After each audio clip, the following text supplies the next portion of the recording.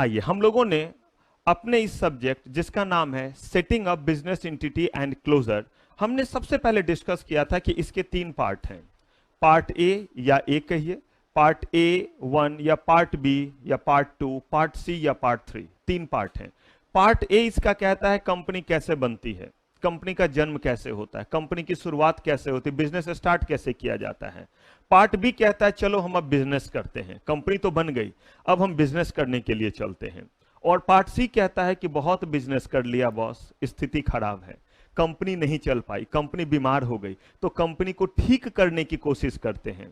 Company उसके बावजूद भी ठीक नहीं होता, बिल्कुल इंसानों की तरह, थोड़ा बीमार पड़ा, एक लिवोसिट्राजिन एक पैरासीटामोल दे दिया, नहीं ठीक हुआ, लेकर के डॉक्टर के पास गए, डॉक्टर ने जो है वो दवाई दिया, इंजेक्शन दिया, नहीं ठीक हुआ, हॉस्पिटलाइज करते हैं, उसके बाद भी नहीं ठीक हुआ, तो क्या करते हैं, अंतिम संस्कार कर डालते हैं। बिल्कुल वैसे ही कंपनी जो है वो गड़बड़ होगा, कंपनी को ठीक करने की कोशिश करेंगे, थोड़ा और खराब हुआ, थोड़ा और ठीक करने की कोशिश करेंगे, बहुत प्रयास के बाद कंपनी को रिवाइव करना पॉसिबल नहीं रहा, तो बड़े दुखी मन के साथ उसे वाइंड अप कर देंगे।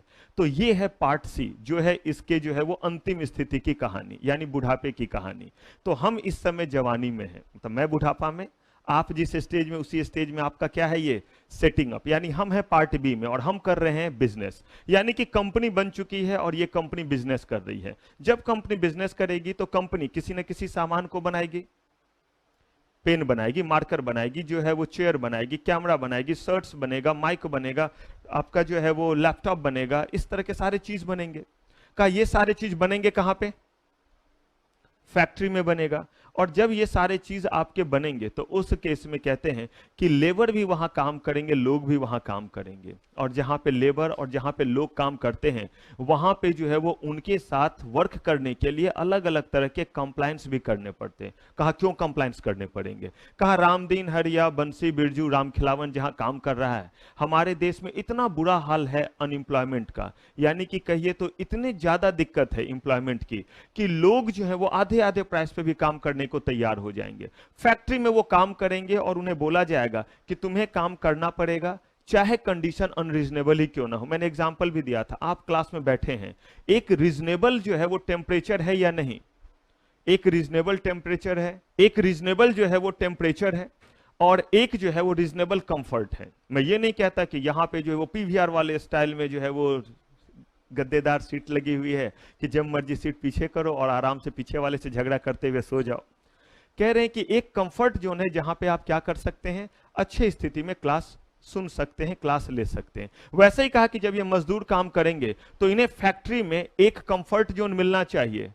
जो हमारे प्रमोटर होते हैं, जो हमारे ऑक्यूपायर होते हैं, जो कंपनी के ओनर होते हैं, वो तो सिर्फ मुनाफा चाहते हैं, उन्हें तो सिर्फ प्रॉफिट से मतलब। उन्हें क्या दिक्कत है कि भाई रामदीन जो है वो गिरे हुए पानी पे जो है वो काम कर रहा है, लगातार पानी वहां है, उस गंदगी में ही काम कर रहा है, वेस्टेज उसी रास्ते से बह रहा है, उससे रेडियो एक्टिव सब्सटेंस निकल रहा है, पेंट बनाने वाली कंपनी है वो, आपका सीमेंट बनाने वाली कंपनी, चारों तरफ डस्ट लगे हुए, कहीं से वेंटिलेशन प्रॉपर नहीं है। कह रहे मरने दो, हमें तो पैसे चाहिए। तब जाकर के हमें लेबर लॉ के लिए बड़े सारे क्या बनाने पड़े, एक्ट बनाने पड़े, बड़े सारे कानून बनाने पड़े। और इसीलिए कि जब तक कोई एक्ट नहीं रहेगा तब तक कॉन्ट्रावेंशन कोई चीज कैसे कहलाएगा। अगर किसी चीज को हम कॉन्ट्रावेंशन कहते हैं तो इसका मतलब उसके लिए कोई कानून बना हुआ है और हमने उसको फुलफिल नहीं किया, इसलिए हम उसको क्या कहते हैं, कॉन्ट्रावेंशन कहते हैं। रास्ते में चलते हुए कोई चाकू मार दे, क्यों वो कॉन्ट्रावेंशन है, चाकू मारना कॉन्ट्रावेंशन है। कहा किस चीज का कॉन्ट्रावेंशन, इंडियन पिनल कोड का। इंडियन पिनल कोड में लिखा हुआ है किसी को चाकू मारा तो इंडियन पिनल कोड के अकॉर्डिंग ये क्या है, क्राइम है। कहा इसलिए हमने यहां बड़े सारे लेबर लॉज बनाए, और उन सारे लेबर लॉज को किनको कंप्लाई करना पड़ेगा, जो ऑक्यूपायर है यानी कि जो कंपनी के ओनर है उनको क्या करना पड़ेगा, इन चीजों को कंप्लाई करना पड़ेगा। तो यहां पे एक चैप्टर में हमें ज्यादा नहीं, सिर्फ 16 लेबर लॉज के कंप्लायंसेस को पढ़ने हैं। कितने, सिर्फ 16, एक चैप्टर में 16 एक्ट। यहां एक कंपनीज एक्ट आप पढ़ते हैं, यहां पे एक चैप्टर में पढ़ेंगे कितने एक्ट, 16 एक्ट, और अप्रोक्सीमेट वेटेज 6 मार्क्स। लेकिन हम करें क्या, हमें नहीं पता, हो सकता है इस चैप्टर से उसने 20 मार्क्स का पूछ दिया तो हम क्या नारा लगाएंगे कि ये नाइंसाफी है, ये नाइंसाफी है, इना चलबे, जुर्मोछी, या जो भी बोलिए, बंगला बोलिए, हिंदी बोलिए, उर्दू बोलिए, क्या बोलिएगा, नारा लगाइएगा कि हमने तो सोचा था 6 मार्क्स के लायक आएगा, आपने 30 कैसे पूछ दिया। उनकी मर्जी, पूछ सकते हैं। तो इसलिए हमने इसमें इतने सारे एक्ट पढ़ने, 16 एक्ट, जिसमें हम लोगों ने जो है सबसे पहले कौन सा एक्ट पढ़ा था, फैक्ट्रीज एक्ट, जिसमें हमने देखा था कि अगर कोई फैक्ट्री में काम कर रहा है तो कौन कौन से मिनिमम कंप्लायंसेस है जो क्या करने पड़ेंगे, फुलफिल करने पड़ेंगे। फिर हमने देखा था मिनिमम वेजेज एक्ट, ऐसा ना हो कि रामदीन काम कर रहा हो, राम खिलावन काम कर रहा हो और उसे 2 वक्त की रोटी भी ना नसीब हो। इसके लिए कहा गया कि आप एक्ट बनाइए कि इससे कम पैसा इस एम्प्लॉयमेंट में कोई किसी को नहीं देगा, ज्यादा देना चाहे तो दे सकता है। जो काम कराने वाले, हमारे आपके घर ही कोई काम करने के लिए आता, हम क्या चाहते हैं कि अपनी सारी जमीन जायदाद बेच कर किसे पैसे दे दें, आज का मजदूरी, जहां तक हो सके बार्गेनिंग करते हैं। अरे भैया फिर अगली बार तुम्हें ही काम पे बुलाएंगे, अभी इतना ही रख लो। अब जरा देखिए, कहा इसी टेंडेंसी को खत्म करने के लिए उन्होंने कानून बनाया कि अगर आप इतने अमाउंट से क्या करेंगे, कम देंगे, तो it shall be considered as offence, और ये क्या होगा, क्राइम की तरह जो है हमारा क्या होगा, कंसीडर होगा। कहा कि अगर ऐसा है तो लोग ऑटोमेटिकली क्या करेंगे, मिनिमम वेजेस से कम देना बंद कर देंगे, यानी मिनिमम वेजेस से कम कभी भी नहीं देंगे। देखा ना कैसे ट्रैफिक एक्ट में बोला गया कि 1,000 रुपया लगेगा हेलमेट बिना पहने हुए चलाए, तो 100 से 1000 कर दिया। अब लोगों के हाथ में नहीं हेलमेट रहता है, सर पे रहता है, पहले भी हेलमेट रहता था, ऐसे हाथ में घुसा हुआ और ऐसे चला रहे, और जैसे देख रहे हैं वे रुक रुक रुक रुक, मतलब इसमें हुआ क्या, वो हेलमेट तो आप ही के लिए है, लेकिन फिर भी जब तक कानून ना बने तब तक हमें लगता है कि ये चीज क्या है, अगर हम इस चीज से बच सकते हैं तो बच जाते हैं। फिर हमने पढ़ा payment of wages act. Payment of wages act कहता है कि मिनिमम वेजेज एक्ट कहता है कि इस एम्प्लॉयमेंट में इतना पैसा मिलना चाहिए। पेमेंट ऑफ वेजेज एक्ट इसलिए बनाना पड़ा कि जो ऑक्यूपायर थे, जो मालिक थे, जो ओनर थे, उन्होंने कहा ठीक है मिनिमम वेजेज एक्ट के अकॉर्डिंग मिलना चाहिए ना, तो कितनी होनी चाहिए इस महीने की तनख्वाह, तो 15,000 बोला है गवर्नमेंट ने, ठीक है ले लियो, अगले जन्म में जब दोबारा पुनर्जन्म लेके आना तो ले जाना। कहा सही में ये बात तो कहीं एक्ट में लिखा ही हुआ नहीं है, क्योंकि मिनिमम वेजेज एक्ट में ये बात ही नहीं लिखी हुई है कि ये मिनिमम वेजेस पे कब हम करेंगे। हमारे यहां भी एक्ट बनाते वक्त एक से एक चमत्कार होता है, हम जितना तक सोच सकते थे उतने अकॉर्डिंग क्या करते हैं। जरा सोचिए, अगर सारी बात हम सोच सकते थे तो मुझे बताइए एक ही बार एक कानून नहीं बनता, फिर हमें लगता है कि उसमें कुछ दिक्कत है तो कहते हैं भैया या तो उस पहले वाले कानून को थोड़ा अमेंड कर दो, और नहीं तो एक और कानून बना करके क्या करो, काम को पूरा कर लो।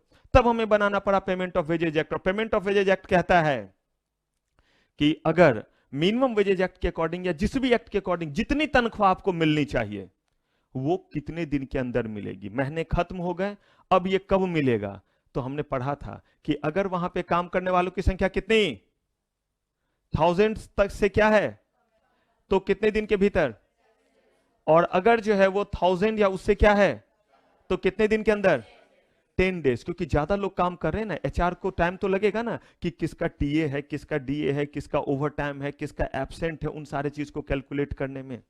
इसके बाद हमने पढ़ा था एम्प्लॉय कंपनसेशन एक्ट, और मैंने आपको कहा था ये दोनों एक्ट एक साथ है। एक साथ है का मतलब है, पहले हमने बनाया एम्प्लॉय कंपनसेशन एक्ट, बड़े ध्यान से सुनिएगा।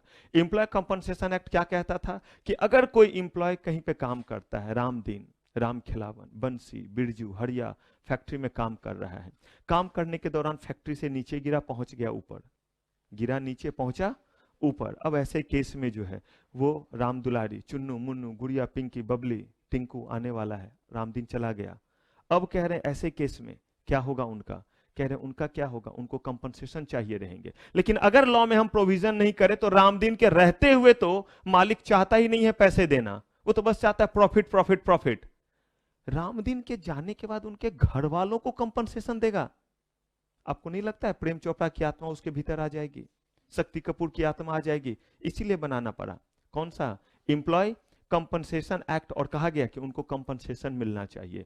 अगर काम करने के दौरान उनके साथ कोई हादसा होता है, चाहे वो डायरेक्टली हो या इनडायरेक्टली, सबके एग्जांपल मैंने दिए थे। रामदीन सर पे बड़ा सा जो है वो सामान लेकर के जा रहा है, स्लिप किया, पैर पे वो सामान गिरा, पैर टूट गया।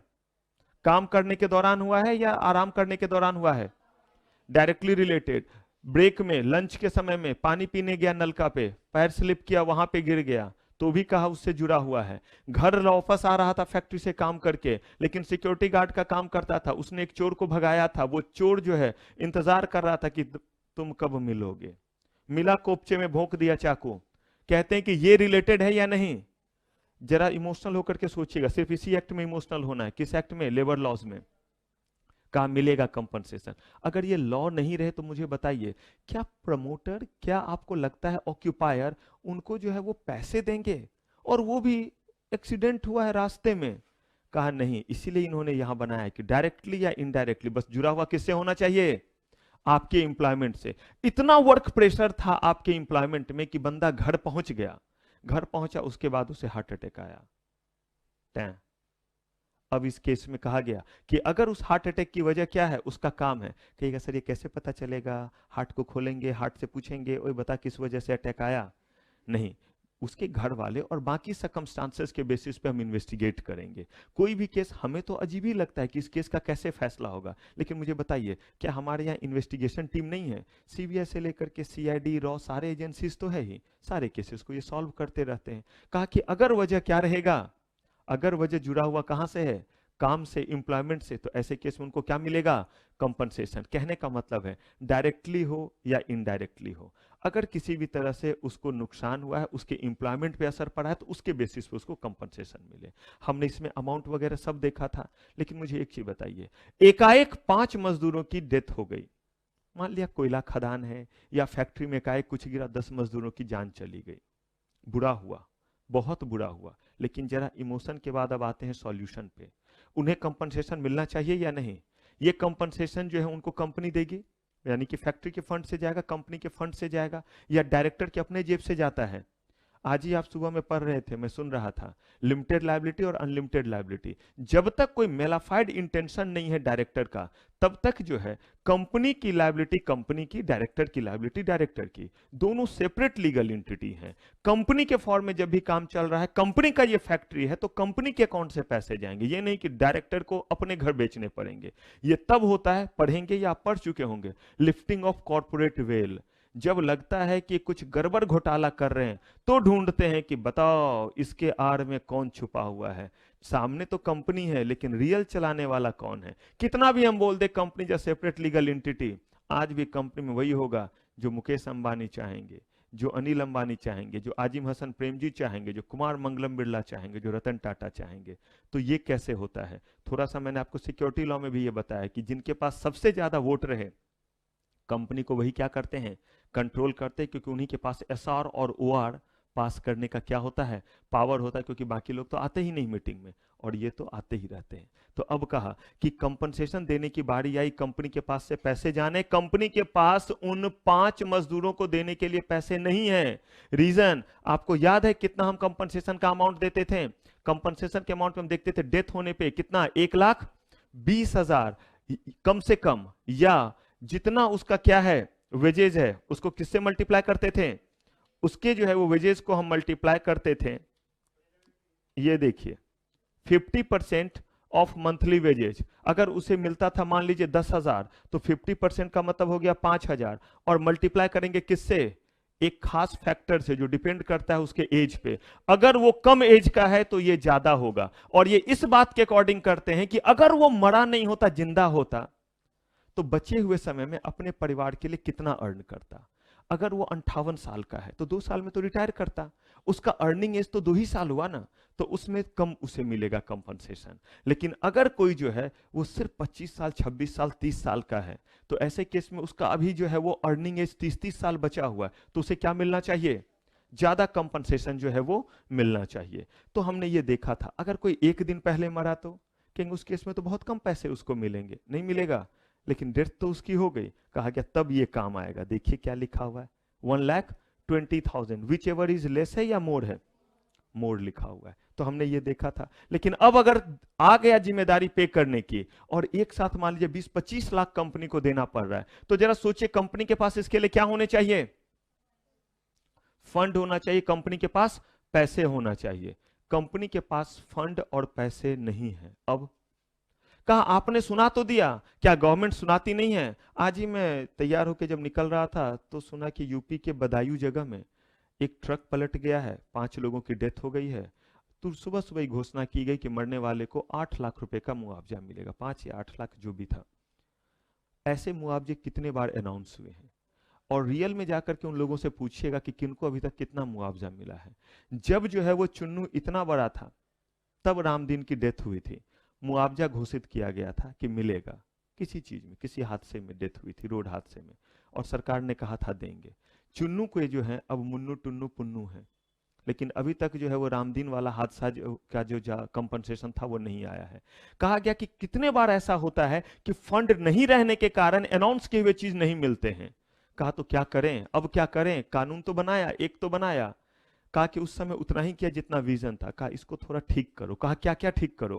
कहा सबसे पहला चीज, क्यों ना कुछ ऐसा करो कि पहले से ही आप जो है वो उनके मुआवजे के लिए पैसे अलग करने शुरू कर दो। जिस दिन रामदीन काम करने आया, जिस दिन बंसी, बिरजू, हरिया, रामखिलावन आया, उस दिन सबके नाम से आप क्या करो, अलग से पैसे रखने शुरू कर दो कि अगर हादसा हुआ तो उस केस में कंपनी को ना देना पड़े, बल्कि क्यों ना किसी इंश्योरेंस ऑर्गेनाइजेशन को ये जिम्मेदारी दे देते हो। जैसे हम और आप, मान लीजिए मैंने ही जैसे टर्म इंश्योरेंस लिया हुआ है, तो उस केस में जो है अगर मुझे कुछ होता है तो टर्म इंश्योरेंस वाली कंपनी पे करेगी, ना कि गवर्नमेंट को पे करना है। उसके लिए मैं हर महीने प्रीमियम देता हूं।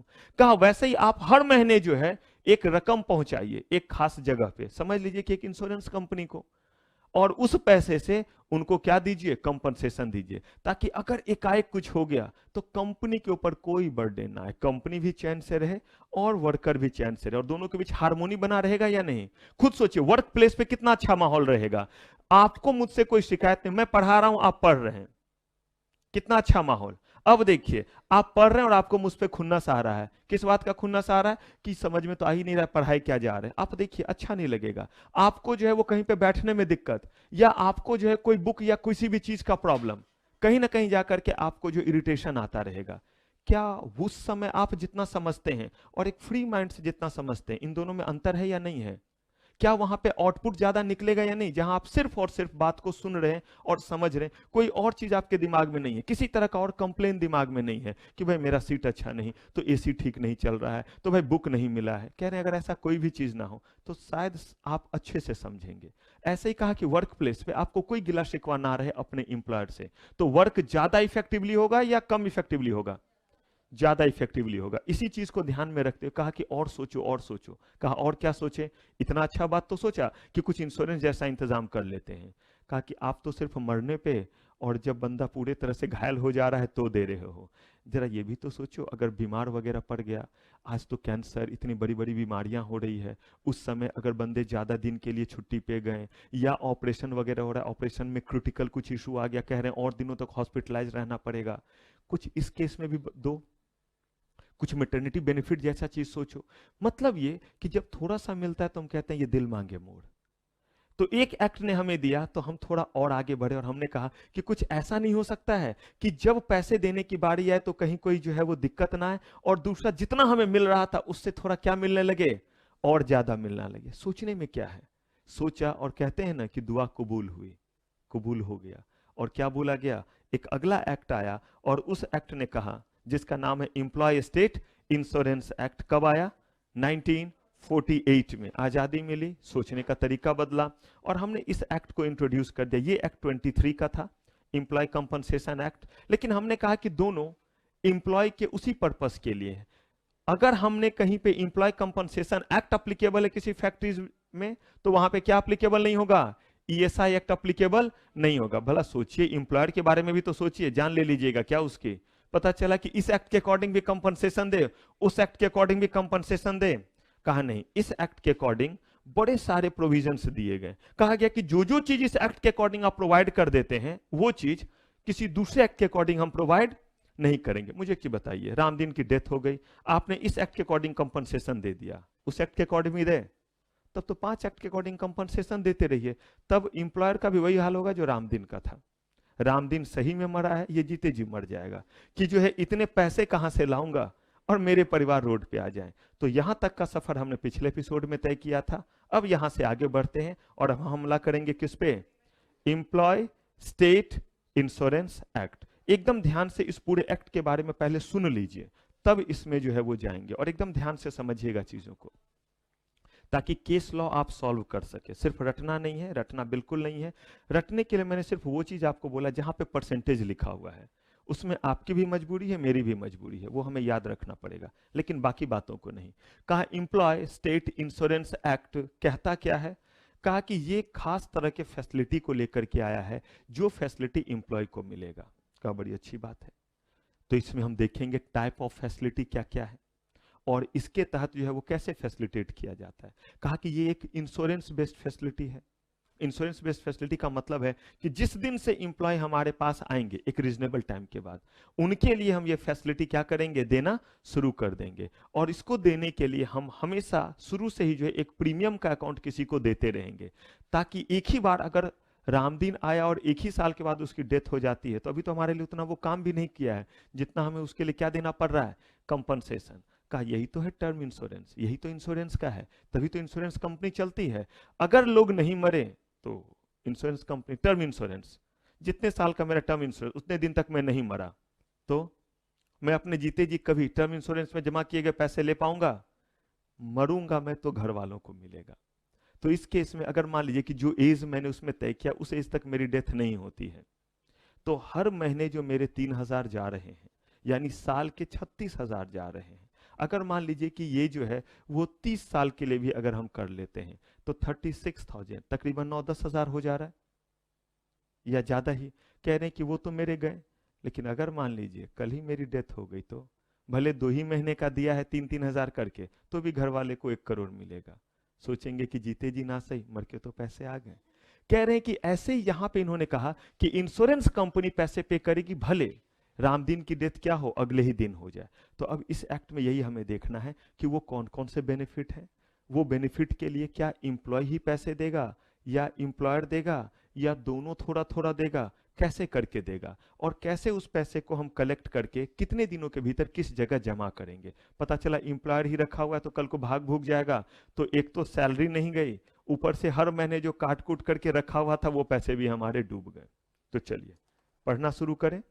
सबसे पहले इस एक्ट की एप्लीकेबिलिटी कहां पे है, और देखिए यही मैंने आपको बोला कि आपके बुक में एज इट इज मैंने इसीलिए दे दिया है ताकि आपका ध्यान समझने पे रहे, लिखने वाले चीज पे नहीं। और याद रखिए मैंने पहले ही बोला है, लेकिन कॉपी हर दिन लाना है। हो सकता है कुछ पोर्शन में आपको क्या बोलूं, लिखने के लिए, तो उसे क्या करेंगे, लिखेंगे। बाकी चीज जो एज इट इज आपके बुक में दिया हुआ है उसको डुप्लीकेट करने की जरूरत नहीं है। घर पे रिवाइज करके होमवर्क में जरूर आप क्या करेंगे, 10 लाइन या 20 लाइन जरूर लिखेंगे जो टॉपिक आप लिख रहे हैं। कुछ लिखने का काम कर रहे हैं। दुबले पतले बोलेंगे कि आज बुक लेंगे सर, उसके बाद से जो है वो लिखने का काम करेंगे। जिनके पास बुक है वो लोग लिखने का काम शुरू किए हैं, लिख रहे हैं कि कौन कौन सा टॉपिक लिखा, ईमानदारी से? गुड। आप याद रखिए मैंने बोला है कि अगर आप ध्यान से सुनते हैं और बातों को फुलफिल करते हैं तो लिखवा के लेना है तो लिखवा के ले लीजिए, आप चाह के भी फेल नहीं होंगे। अब ये नहीं सर पास करके दिखाओ, लेकिन अगर नहीं मान रहे हैं तो वही ऋषि मुनि वाली श्राप है, कुछ भी कर लीजिए पास भी नहीं करेंगे। तो इस चीज को इंप्लीमेंट कर लीजिए और लिखने वाला काम शुरू रखिए। चलिए एप्लीकेबिलिटी कहां कहां एप्लीकेबल है, कह रहे हैं कि पूरे भारत में एप्लीकेबल है, लेकिन it is applicable to non seasonal factory employing कितना, सीजनल फैक्ट्री क्या होता है, जो लगातार काम ना करे उसको क्या कहते हैं, जो सीजनल फैक्ट्री है। जैसे मैं आपको बताता हूं, शुगर केन मतलब जहां चीनी मिल वगैरह है, वो सालों भर काम नहीं करते। रीजन ये है कि उसके लिए गन्ने की जरूरत होती है जिसको शुगर केन कहते हैं, तो वो सीजनल चलता है। जिस सीजन में शुगर केन आता है उस 6 महीने के दौरान जो है वो क्या होता रहता है, उस 6 महीने के दौरान जो है वो फैक्ट्री चलता है, फिर जो है वो 6 महीने क्या रहता है, बंद रहता है। ऐसे ही और भी बड़े सारे जो है वो चीज होते हैं। जैसे आप देखिएगा खास तरह का अगर कोई भी जो है वो जूस है जो एक खास जो है वो मौसम में ही फलों से बनता है, उसे भी कुछ दिनों के लिए बंद करना पड़ता है। जैसे मैंगो का है, नहीं सिर्फ मैंगो का ही नहीं, एप्पल वगैरह तो आप कहेंगे सर सालों भर दिखता रहता है, लेकिन सालों भर जो ये आपको दिखता है ये आप कोल्ड स्टोरेज का देखते हैं।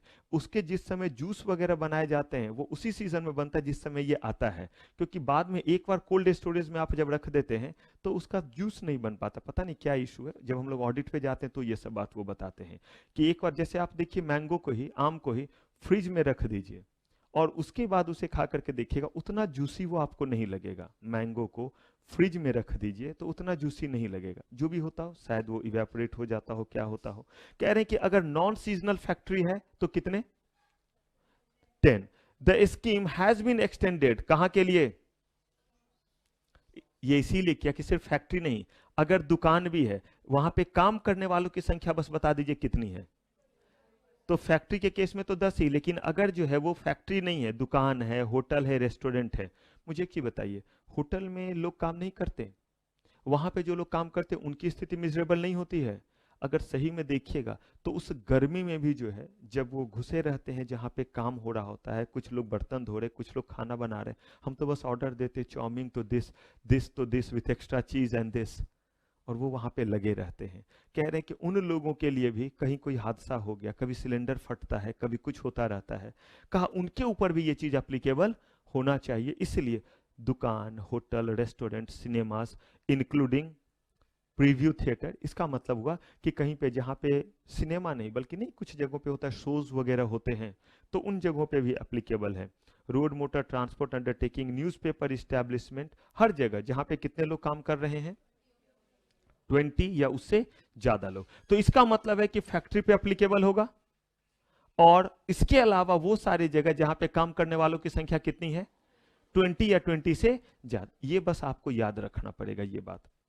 The scheme has also extended to, कहां पे, private medical and educational institute, educational institute पे भी और प्राइवेट मेडिकल इंस्टीट्यूट पे भी, बशर्ते वहां काम करने वालों की संख्या कितनी हो। और ये तय करना किनका काम है, ये काम तय करना जो है सेंट्रल गवर्नमेंट का है कि किस स्टेट में या किस यूनियन टेरिटरी में ये एप्लीकेबल होगा। अगर नहीं भी है तो वो ऑफिशियल गजट में नोटिस दे करके नई जगहों पे भी इंप्लीमेंट कर सकते हैं कि देखो भाई, आज से इस जगह पे भी ये कानून क्या होगा, एप्लीकेबल होगा।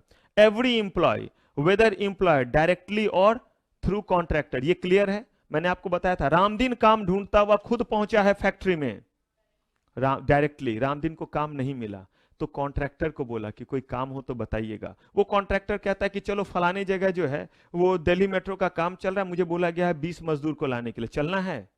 अब वो वहां पे गया, इस बार इनडायरेक्टली, किसके थ्रू, कॉन्ट्रैक्टर। और कॉन्ट्रैक्ट लेबर की स्थिति बहुत खराब होती है। इससे रिलेटेड भी एक एक्ट आपको आगे पढ़ना है इसी चैप्टर में, contract labour regulation and abolition act, वहां बोलेंगे उसके बारे में और भी ज्यादा कुछ। तो चाहे वो खुद आया हो चाहे किसके थ्रू आया हो, कॉन्ट्रैक्टर, बस इतना ध्यान रखिए उसको जो वेज मिल रहा है वो कितने तक है, 21,000 पर मंथ तक है। तो ऐसे केस में कह रहे हैं किसको छोड़ करके, वो देख लीजिए एकदम ध्यान से, हो सकता है यहां केस लॉ दे दे। रामदीन को टोटल मिलता है सैलरी 20,000, पॉसिबल, लेकिन उसने ओवर टाइम किया और ओवर टाइम का मिला उसे 5,000, क्या ये एक्ट उसके ऊपर एप्लीकेबल होगा। याद रखिए अगर उसके ऊपर एप्लीकेबल नहीं होगा तो इस एक्ट के अकॉर्डिंग जो आगे बेनिफिट बताऊंगा वो उसे नहीं मिलेगा। तो पहले एप्लीकेबिलिटी तो चेक कीजिए, रामदीन जहां काम करता है वहां 20 लोग काम करते हैं तो उस जगह ये एप्लीकेबल है या नहीं। रामदीन जहां काम कर रहा है उस जगह पे वो फैक्ट्री है, वहां 50 लोग काम करते हैं तो वहां ये एक्ट एप्लीकेबल है या नहीं, हम सारे लोग वहां काम करते हैं। हाँ ध्यान से, हम सारे लोग काम करते हैं वहां पे, कहां पे, एक ऐसे फैक्ट्री में जहां पे कितने लोग काम कर रहे हैं, 50 लोग काम कर रहे हैं। लेकिन मान लीजिए कि मेरा जो है वो सैलरी जो है वो टोटल जो मुझे सैलरी मिल रहा है वो 10,000 है, इनको 20,000, इनको 21,000, ऐसे करके मिल रहा है। एक पर्सन है जिनको मिल रहा है कितना, 20,000, कितना मिल रहा है, 20,000 मिल रहा है, लेकिन इस महीने उसे 5,000 रुपया ओवर टाइम का भी मिला। उसका सैलरी नहीं है 5,000, सैलरी कितना है 20,000 मिल गया सैलरी, क्योंकि एब्सेंट एक भी दिन नहीं था। लेकिन मैंने आपको बताया है कि आप अगर छुट्टी के दिन भी क्या करते हैं तो आपको क्या मिलेगा, ओवर टाइम। तो ओवर टाइम मिला करके हो गया 5,000, ओवर टाइम का भी मिला। इस महीने टोटल कितने मिले, अब बताइए उसके ऊपर रामदीन के ऊपर एप्लीकेबल होगा क्योंकि उसे मिले 25। तो पहले क्या चेक कीजिएगा कि जिस जगह वो काम करता है, ध्यान से वाइट, जिस जगह वो काम करता है उस जगह जो है वो ये एक्ट एप्लीकेबल है या नहीं। तो है एप्लीकेबल, क्यों, क्योंकि उस जगह का नाम क्या है, फैक्ट्री, और वहां 10 भी होगा तो एप्लीकेबल होगा, लेकिन काम कितने लोग कर रहे हैं वहां, 50। तो इसका मतलब ये एक्ट तो एप्लीकेबल है। अब ढूंढिए वहां पे कि किस किस इंप्लॉय के ऊपर ये एप्लीकेबल होगा। इनको मिलता है 35,000 रुपए, अमीर है, रेड, इनके ऊपर होगा एप्लीकेबल। मैं रामदीन दबा कुचला 10,000, मेरे ऊपर होगा एप्लीकेबल। लेकिन जिसको ये 20 और 5 मिला उसके ऊपर एप्लीकेबल होगा। लॉ देखिए क्या कह रहा है, 21,000 पर मंथ। लेकिन आगे भी देख लीजिए, एक्सक्लूडिंग रिम्यूनरेशन फॉर, इसका मतलब बिना ओवर टाइम को जो है वो लिए हुए कितना होना चाहिए, 21 तक है तो मिलेगा। तो इस केस में मिलेगा या नहीं मिलेगा, आपने सब कुछ पढ़ लिया और मुझे एक चीज बताइए, ऐसे ही करके केस लॉ बना दे, DNP limited having a factory located at Gurgaon where 50 workers are working in the cement factory. Ramdin is getting over 20,000 over there and 5,000 as overtime wages. Whether he is entitled to get the benefit under provision of ESI Act. Advise as being a होनहार company secretary. सिर्फ no या फिर उसका provision भी बताइएगा। हाँ जी, जज की तरफ फैसला नहीं, उसके बाद प्रोविजन भी आपको बताना पड़ेगा कि ये इतना और उसमें किसको छोड़ करके है, ओवर टाइम वेजेस को छोड़ करके। क्लियर है ये? तो पहले चेक कीजिए कि उस जगह पे एप्लीकेबल है या नहीं, उसके बाद चेक कीजिए उस वर्कर पे एप्लीकेबल है या नहीं है। अब आइए, अगर ये एक्ट एप्लीकेबल होता है, ये एक्ट कब आया भाई? 1940। तो एक चीज मुझे बताइए, 1948 से पहले हमारे देश में कोई फैक्ट्री नहीं था, कोई ऐसा जगह ही नहीं था जहां 20 लोग काम करते थे, कोई रेस्टोरेंट नहीं था, कोई सिनेमा हॉल नहीं था, सब इस एक्ट के बाद ही आया है। था या नहीं था? था। अगर था तो उस केस में कहा गया कि वो लोग कैसे जो है वो अपने बारे में बताएंगे, क्योंकि मुझे क्या बताइए, मुझे ये देखना है, मैं ईएसआई एक्ट के अकॉर्डिंग मैं जो हूं रेगुलेटरी बॉडी हूं, मैं इंस्पेक्टर हूं, जिसे जाकर के देखना है कि उस फैक्ट्री में जहां ईएसआई एक्ट एप्लीकेबल है, वो शॉप, वो इस्टेब्लिशमेंट, वो सिनेमा हॉल, वो प्लेस जहां ये एक्ट एप्लीकेबल है, वहां पे लोगों को ये फैसिलिटी मिल रहा है या नहीं मिल रहा है। कानून ना आपने बना दिया, इंप्लीमेंट हो रहा है या नहीं। तो इसके लिए मेरे पास लिस्ट होने चाहिए या नहीं कि कौन कौन से ऐसे जगह है जहां ये एक्ट क्या है, एप्लीकेबल है। तो उन्होंने कहा कि एवरी फैक्ट्री और establishment to which this act applies. हमें पता है ना किसकी जगह ये एक्ट एप्लीकेबल होगा, नंबर वगैरह हमें पता है। शैल लिखा हुआ है या मे लिखा हुआ है? और लॉ में शैल का मतलब है बिल्कुल करना ही पड़ेगा। मैंडेटरी और कंपलसरी के लिए क्या यूज करते हैं? शैल यूज करते हैं। Shall be registered to the appropriate regional officer. अपने इलाके के किस ऑफिसर के पास? रीजनल। बनाया हुआ है कि दिल्ली के इसी एरिया के लिए लक्ष्मी नगर ऑफिस जो है वो होगा, अगर उस एरिया में है तो उसके लिए जो है मान लीजिए कि पटेल नगर का जो है वो एरिया होगा। आकर के क्या करेंगे, कितने दिन के भीतर? नॉट लेटर देन 15 डेज का मतलब है जब से ये एक्ट अप्लीकेबल हुआ उसके कितने दिन के भीतर?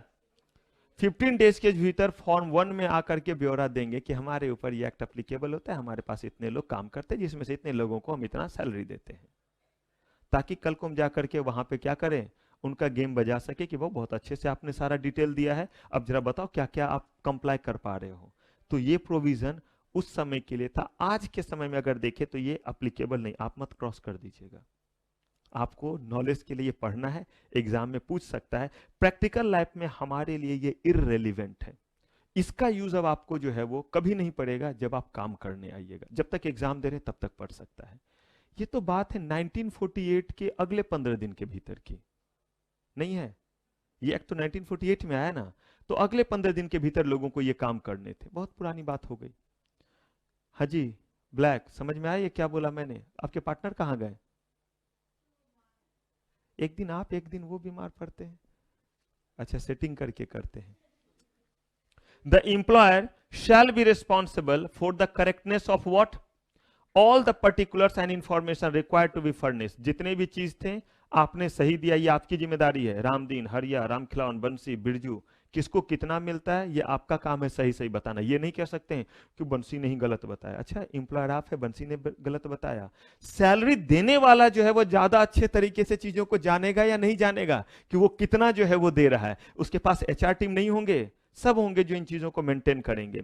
The appropriate regional office may direct the employer who fails to comply with the requirement of this. Employer मतलब कौन? जो काम दे वो एम्प्लॉयर। उनको नोटिस भेजेंगे, किनको? जिन्होंने ये सारा इंफॉर्मेशन जो है वो अभी तक सबमिट नहीं किया। किस बात के लिए? कि कितने लोग वहां आपके यहां काम करते हैं और कितने सैलरी पे काम करते हैं। जब ये सारा का सारा चीज फॉर्म जो है upon receipt of completed employers registration form, appropriate regional office क्या करेगा?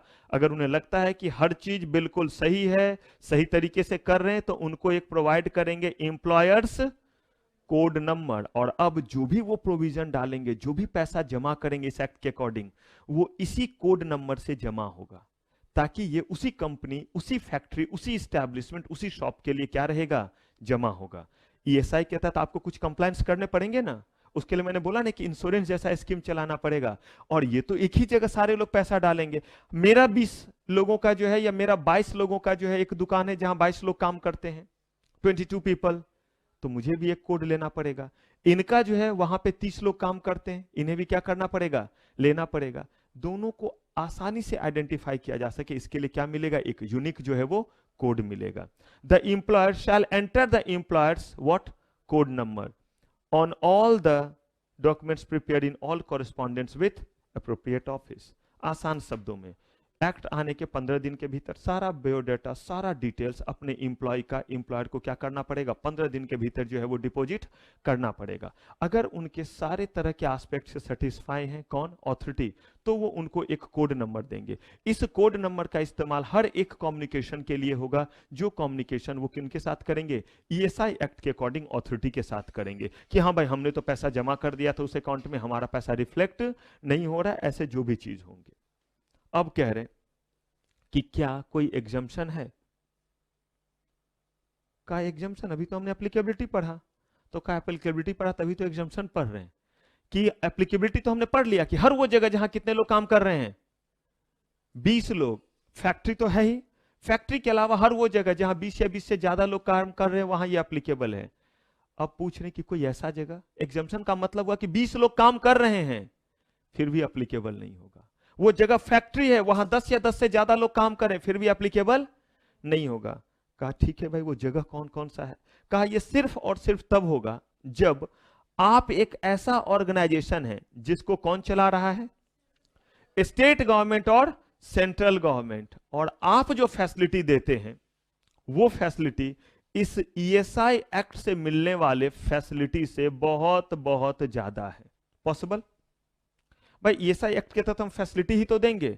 अगर मान लीजिए कि हम किसी दूसरे एक्ट के जरिए उनको ज्यादा फैसिलिटेट कर रहे हैं तो ऐसे केस में क्या हमें इस एक्ट के अकॉर्डिंग उनके ऊपर जो है वो प्रेशर डालना जरूरी है? अरे भाई मतलब वो फैसिलिटी मिलने से है, ये कह रहे हैं कि इतने पैसे दो, ये उससे डबल देते हैं, तो आप उनको फैसिलिटेट कीजिएगा या और डिफैसिलिटेट कीजिएगा? बोलिए कि नहीं नहीं ईएसआई को ही फुलफिल करो।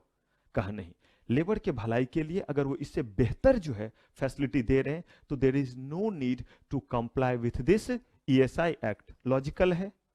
चलिए अब यहां कह रहे हैं कि सिमिलर सुपीरियर, लेकिन याद रखिए क्या होना चाहिए, या तो सिमिलर या डाउनग्रेडेड है तो नहीं। आप फैसिलिटी देते हैं, आप देते हैं मान लीजिए 60,000, ईएसआई एक्ट में लिखा हुआ है 70,000, अब होगा आपके एप्लीकेबल।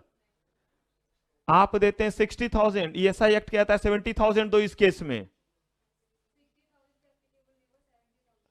70,000 देना होगा, यानी अब आपके ऊपर ये एक्ट एप्लीकेबल होगा। या तो 70 आप भी देते हैं या आप 80 देते हैं, तो फिर आपके ऊपर ये एप्लीकेबल होने का मतलब है जो लिखा हुआ है वो देना पड़ेगा। कह रहे हैं कि देने की जरूरत नहीं है, आप 70 मत दो, आप 80 दे दो, भाई अच्छी बात है। कह रहे हैं कि ये चीज जो हम प्रोवाइड करेंगे, जिसमें अगर उसकी डेथ हो गई तो पे करेंगे, डिसेबलमेंट हुआ तो करेंगे, मेडिकल बेनिफिट वगैरह देंगे। कहा ये दोगे कैसे, स्कीम क्या है? कहा कि एम्प्लॉय कंपनसेशन एक्ट की तरह देंगे, तो बोला 2 एक्ट क्यों बनाए, फिर तो वो बना ही हुआ था। कह रहे इसमें जो देंगे वो अलग तरीके से देंगे, कुछ पैसे एम्प्लॉयर और कुछ पैसे एम्प्लॉय, और वो दोनों पैसे से जो है हम करेंगे क्या, इंश्योरेंस लेंगे। ध्यान से सुनिएगा, क्या करेंगे?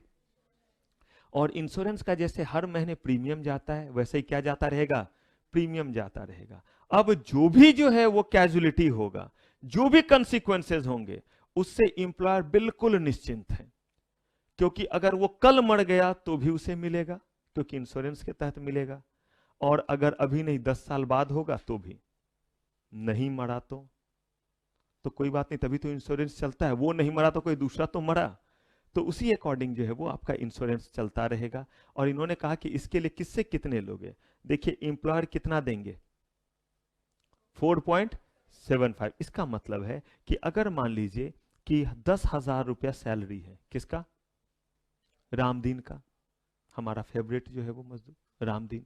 अब रामदीन का 10,000, तो रामदीन इस एक्ट के दायरे में आता है या नहीं? रामदीन इस एक्ट के दायरे में आता है या नहीं? कितना है एक्ट के दायरे में आने के लिए सैलरी? 21,000 या उससे कम होना चाहिए, तो इसका तो 10,000 है, आएगा। कह रहे 4.75% का मतलब क्या हो गया, 4.75%। जब भी कहीं पे भी परसेंट रहे तो उसको हटाइए और क्या डालिए, और 10,000। यही तो हुआ। ऐसे ही तो बचपन में निकालते होंगे, 2 कट्टम कुट्टी कर दिया, उड़ा दिया, तो कितना हो गया, इतना हुआ। 2 जीरो यहां भी है, तो आपको इसमें भी 2 को क्या करने पड़ेंगे, उड़ाने पड़ेंगे। तो ये जब उड़ेगा तो टोटल कितना हो गया, 475। इसका मतलब है कि आप कितना दीजिए, आप नहीं, एम्प्लॉयर कितना देगा, रामदीन कितना दे। अब देखिए, सैलरी जब उसे मिलेगी तो उसके सैलरी में से ये 475 माइनस रहेगा या 175। हाँ जी फुलपति, सीधा बैठिए, नहीं तो भूल जाइएगा क्या पढ़ रहे हैं, अगर नींद में जाइएगा तो। जगह है ना, नहीं इस फुलपति को कह रहे हैं। अब देखिए 175, और अगर आपको अगल बगल कोई भी प्राणी ऐसा दिखे कि जो थोड़ा सा जो है वो लीन होने वाला है, पेन लेकर के क्या कीजिए, पक से जो है वो मार दीजिए, और देखिए वो बिल्कुल जो है वो फिर जाग जाएगा। चलिए, हम लोग को तो बहुत तेज लगता था छोटे में, हम लोग को बस एक ही केस में नींद आती थी, हम तीनों भाई बहन को, हमें पढ़ने के लिए दे दीजिए। तो सिस्टर पे तो अप्लीकेबल नहीं होता था, क्योंकि अगर मान लीजिए कि दिन भर खेले, शाम को पढ़ने बैठे, ऐसे करके शुरू हुआ पढ़ना, एकदम नींद। अब जैसे मुझे अगर नींद आए तो भाई चुपचाप उठता था और जाता था, और पापा आते थे, धन, कान में लगता था म्यूजिक ऐसे सन बज रहा है। यकीन मानिए 2 दिन तक रात में भी नींद नहीं आती थी। ठीक है, फिर भाई ऐसे ही किया तो मैं उठा और जाकर के बोला, फिर भाई को पढ़ा धन। सिस्टर मुझसे ज्यादा छोटी थी तो मैं सिस्टर से कोई पंगा ये नहीं लेता था, मेरे भाई का दोनों से पंगा चलता था, मेरे से भी, और क्योंकि वो बीच में था तो दोनों को निपट लेता था। अब सिस्टर का भी ऐसे हुई तो भाई गया उठ करके और पापा को बोला, पापा वहीं पे दिए धन, सिस्टर को नहीं, किसको पढ़ा, भाई को ही पढ़ा। नालायक कहीं का, खुद पढ़ेगा सो नहीं, दूसरे का ही देखता रहता है। जाएंगे सिस्टर को उठा लेते, चलो बेटा, और आकर के अपने पास ले आए और वहां ठोक ठोक करके सुला दिए। बड़ा गुस्सा आता था, लेकिन करे तो क्या। तब हम दोनों ने मिलकर के जो है एक गोलमेज सम्मेलन किया, तो सिस्टर भी आ गई, मुझे भी शामिल करो अपने मीटिंग में। तो बोलते थे नहीं, तुम पापा की चमची हो, पापा की जासूस हो, तुम बता दोगी। तो बोलते थे नहीं नहीं नहीं, पता नहीं ऐसे क्यों पकड़ते थे, लेकिन कोई भी चीज कसम खाना तो इसी को पकड़ लेते थे। अब जो है वो तब होता था कि अगर कोई सोता रहेगा, क्योंकि पापा ने बोला था अगर नहीं बताए तो दोनों को पड़ेगा, तो इसीलिए हमें उठ करके बताना पड़ता था। तो हम लोगों ने कहा कि अब ऐसा करेंगे कि अगर किसी को नींद आए तो दूसरा एक दूसरे को जगा दे, ताकि मार नहीं लगे। तो बोला कि हमें तो बिना पापा के थप्पड़ के हमारी नींद जाएगी कैसे, कोई हिलाएगा तो। बात भी सही था, हिलाने से कहाँ नींद जाने वाली थी। तो हमने कहा कि तब दूसरा बहुत जोर से चींटी काटेगा या पेंसिल भोंक देगा। बोला ठीक है। अब इंतजार में रहते तो पेंसिल एकदम शार्प करके रखते थे, क्योंकि हर दिन कोई ना कोई पंगा तो होना है दोनों भाई का, खेल के मैदान में ही पंगा होता था, अलग अलग टीम में ही दोनों रहते थे, हमेशा एक टीम में भी नहीं रहते थे। तो एकदम शार्प किए हुए इंतजार में रहते थे, आंख देखते रहते थे। उसको भी अगर नींद आ रही तो बोलता था देख लो मैं जगा हुआ हूं, जबकि ऐसे ऐसे हो रहा है, लेकिन फिर बोलेगा देखो जगह अभी भौंकना मत। तो उस भौंकने वाले डर से जो है हमारी नींद हमेशा उसके बाद भागी ही रहती थी। फिर हमें जो है पढ़ते वक्त कभी नींद नहीं आया। तो आज से ये सर्कुलर जारी हो गया है, तो अगर किसी जरा भी आए तो वो अलर्ट रहे कि बगल वाले, पेन से मत कीजिएगा, पेन से करने पे निशान पड़ेगा, पेंसिल से कीजिएगा। पेंसिल लेकर आप ला सकते हैं, अच्छे से उसे सॉल्व करके रखे रहिए, अगर कोई दिखे अगल बगल तो हमला कर सकते हैं। चलिए, अब यहां पे कह रहे हैं कि रामदीन से कितने पैसे डिडक्ट कर लिए जाएंगे, 175, और तब उसका पैसा दे दिया जाएगा। लेकिन कह रहे हैं कि ये कितने दिन के भीतर जमा करना रहेगा और कहां जमा करना रहेगा। इन्होंने कहा कि ये पैसे खुद एम्प्लॉयर अपने पास नहीं रखेगा, जैसे ही समय खत्म होगा, कौन सा समय, 1 अप्रैल से लेकर के 31 सितंबर तक के हर महीने का लेते हुए अगले 21 दिन के भीतर जमा कर देगा।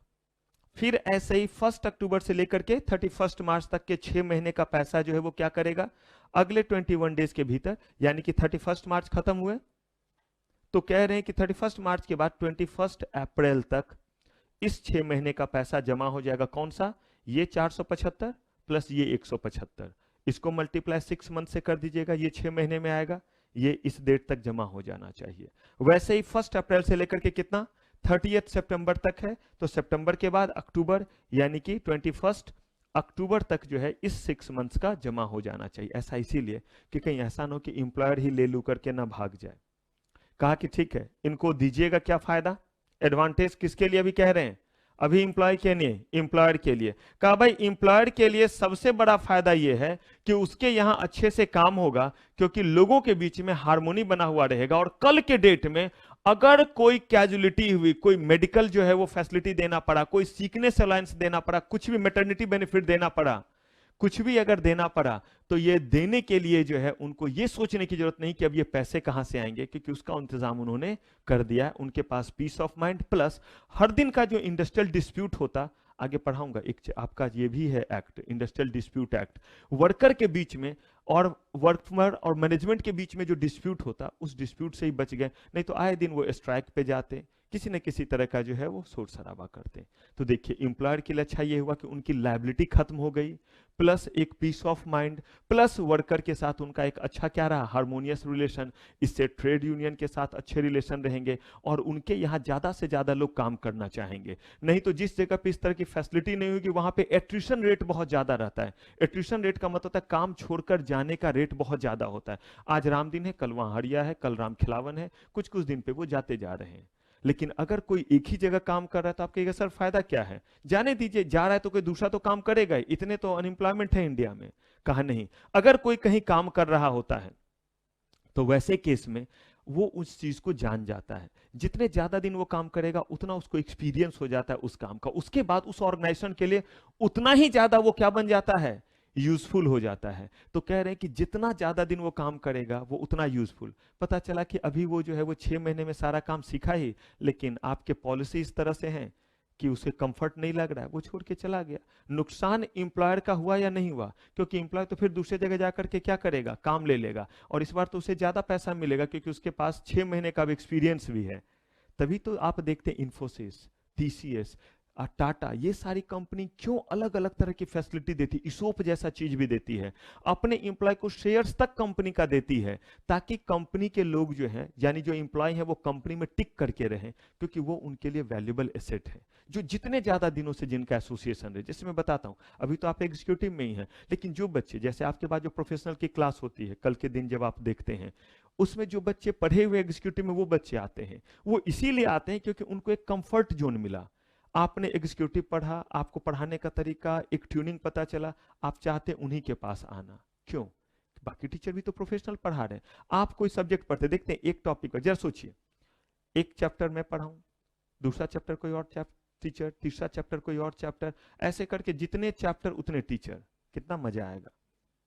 आप पढ़ाने के तरीके के साथ कोलैबोरेट ही नहीं कर पाएंगे। ये नहीं है कि कोई सिलेबस से बाहर पढ़ाएगा या कोई उठपटांग चीज पढ़ाएगा, गलत चीज पढ़ाएगा। टीचर है, सारे लोग एक ही चीज पढ़ाएंगे क्योंकि सिलेबस ही सब कोई पढ़ाता है। अंदाज अलग अलग है, हो सकता है एक अंदाज में अभी आप ढले ही थे, तब तक दूसरे आते हैं, वो बोलते हैं कि नहीं घर पे कुछ लिखना उखना नहीं, लिखने वाला काम बकवास।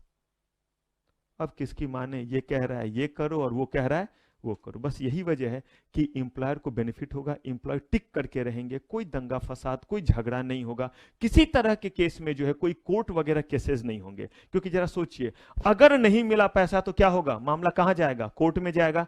कोर्ट में जाएगा तो डिफेमेशन होगा या नहीं होगा कंपनी का, और वहां पे जो है वो उनके साथ कम लोग जुड़ेंगे, ज्यादा लोग फिर जुड़ना नहीं चाहेंगे।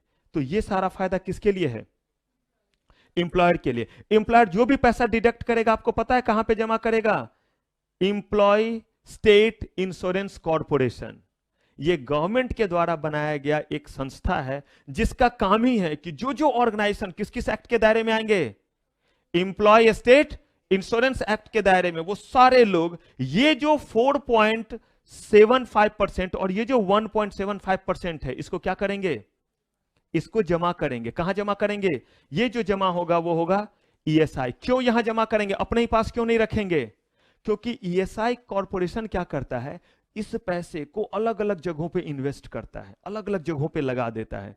जरा मुझे एक बात बताइए, हम और आप इंश्योरेंस कंपनी में जो पैसे लगाते हैं, और इंश्योरेंस कंपनी जो कहता है अगर मर गए तो दूंगा टर्म इंश्योरेंस का 1 करोड़, ऐड आता रहता है। एक बंदा मर गया है, एकाएक जो है उसके ऊपर माला वगैरह पहनाया जा रहा है, वो बंदा जो है उठ के इधर घूमता और कहता है पैसा पॉलिसी बाजार पे 1 करोड़ का इंश्योरेंस 499 रुपए में, आत्मा भटकती रहेगी, करवा लो पहले। ये जो उनके पास हर महीने का आया 450 या 500 रुपए, उस पैसे को अपने पास रखेंगे और लोगों को 1 करोड़ देंगे, तो शायद उन्हें अपना टर्म इंश्योरेंस करवाना पड़ेगा, जो कंपनी ये टर्म इंश्योरेंस चला रही है। कहा गया उस पैसे को वो लगाते हैं, इन्वेस्ट करते हैं, और उससे क्या करते हैं, पैसे अर्न करते हैं, तभी तो हमें और आपका क्लेम वो क्या कर पाते हैं, समय पे सेटल कर पाते हैं। तो हमने ईएसआई कॉर्पोरेशन में वो क्या कर दिया, जमा कर दिया। जिस भी इंप्लॉय के नाम से वो जमा होता है, उस इंप्लॉय को हम कौन सा इंप्लॉय कहते हैं, इंश्योर्ड। तो इंश्योर्ड इंप्लॉय कौन हुआ एक ऑर्गेनाइजेशन में, वो ऑर्गेनाइजेशन जिसके ऊपर कौन सा एक्ट एप्लीकेबल है, ईएसआई एक्ट। और ईएसआई एक्ट एप्लीकेबल होने के लिए उस वहां काम करने वालों की संख्या कितनी होनी चाहिए, फैक्ट्री होने पे, और फैक्ट्री के अलावा वो कोई जगह है तो 20 होने चाहिए, और जो पर्सन है उसकी सैलरी कितने तक होनी चाहिए, इतने चीज कंप्लाई होंगे तब वो बंदा क्या कहलाएगा, तब वो कहलाएगा इंश्योर्ड एम्प्लॉय। अब कह रहे हैं कि एक और बेनिफिट है, और वो बेनिफिट एम्प्लॉयर का ही बेनिफिट। एम्प्लॉयर जो भी पैसा यहां पे कर रहा है, कितना परसेंट, 4 ये जो 475 रुपए हैं, आप कहिएगा सर चिंदी चोरी 475 पे क्यों आप पड़े हुए हो, अरे भाई एक को नहीं दे रहा 475, हजारों कितने जगह काम कर रहे होते। यही आप टाटा, इंफोसिस, रिलायंस, इनके पास देखिएगा हजारों इनके जो है वो वर्कर होते हैं। ऐसे केस में ये बहुत बड़ा अमाउंट होगा। कह रहे हैं कि इस अमाउंट को वो क्या करेगा, इस अमाउंट पे उसको इनकम टैक्स नहीं देना पड़ेगा। यानी कि ये अमाउंट अगर मान लीजिए कि 1 करोड़ होता है, तो कंपनी की जो टोटल प्रॉफिटेबिलिटी निकलेगी उसमें से ये 1 करोड़ एक्सपेंस के रूप में माइनस हो जाएगा, और इस पे टैक्स लायबिलिटी नहीं आएगी, क्योंकि कंपनी के केस में तो 30% टैक्स लायबिलिटी भी होती है। तो आप सोच करके देखिए, आपने रियल में 70 लाख रुपए दिए या 1 करोड़ दिए। अगर आपका 1 करोड़ का प्रॉफिट आया, 1 करोड़ के प्रॉफिट पे अगर आपको नहीं देना पड़ता ये 4.75%, तो 1 करोड़ और आपके कंपनी के बचते। ध्यान से सुनिएगा, समझ में आता है ये सब बात पूरा, ध्यान से सुनिए। कंपनी जो है वो, एक कंपनी को प्रॉफिट हुआ, कंपनी को 10 करोड़ का प्रॉफिट हुआ, लेकिन ये ईएसआई एक्ट के एप्लीकेबल होने के कारण हर इंप्लॉय के हिस्से में कितना जमा करना पड़ेगा, 475 रुपए हर इंप्लॉय का जमा करना पड़ेगा। कहां पे, ईएसआई सी में, इंप्लॉय स्टेट इंश्योरेंस कॉर्पोरेशन में। मुझे बताइए, आपके यहां जब हजारों की संख्या में लोग काम करेंगे तो 475 को मल्टीप्लाई करेंगे ना उससे। जब आपने किया तो ये 1 करोड़ हो गया। लीजिए, प्रॉफिट तो था 10 करोड़ का, कम बखत दूस मुठ का 1 करोड़ हमारा क्या हो गया, कम हो गया। अब बचा कितना, 9 करोड़। आप कहिएगा 1 करोड़ का तो सीधा नुकसान है। नहीं, रियल में आपको 1 करोड़ का नुकसान नहीं हुआ है, क्योंकि जो प्रॉफिट होता है उस पर आप टैक्स भी देते हैं। मान लीजिए 30% का आता है, तो ये 1 करोड़ अगर कमाई का होता तो इस पे 30% टैक्स भी तो देते हैं। गवर्नमेंट कह रही जाइए हम आपसे इस पे जो है वो टैक्स वेव कर देते हैं। तो सही तौर पे अगर देखिए तो सिर्फ 70 लाख रुपए जो है आपके पास से जा रहे हैं, क्योंकि अगर ये 1 करोड़ कमाए रहते हैं तो भी इस पे से 30 करोड़ क्या, 30,000 क्या करते, 30 लाख क्या करते आप, टैक्स दे देते। तो ये कह रहे हैं कि ये आपके ऊपर क्या रहेगा, एग्जम्प्ट रहेगा। तो इंप्लॉयर का टोटल बेनिफिट बतलाइए। सबसे पहला, वहां हार्मोनी बना हुआ रहेगा। दूसरा, डिफरेंट डिफरेंट तरह के बेनिफिट के लिए उसे कोई इंतजाम करने की जरूरत नहीं है, लिटिगेशन वगैरह से बचेगा, क्योंकि जो है वो अगर जो है वो कॉन्ट्रावेंशन नहीं होगा तो कोई उनके ऊपर केस करेंगे नहीं, क्योंकि अब उन्हें पे थोड़ा ना करना है।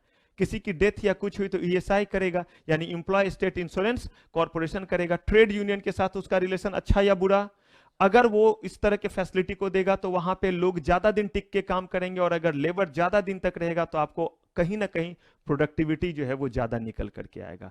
और इनकम टैक्स के अकॉर्डिंग जो भी पैसा ईएसआई जो है वो कॉर्पोरेशन में आप जमा कर रहे हैं, उस पर आपको टैक्स देने की रिक्वायरमेंट नहीं है। ये तो बेनिफिट एम्प्लॉयर का है। अब कह रहे हैं रिकवरी कर रहे हैं क्या, कॉन्ट्रीब्यूशन।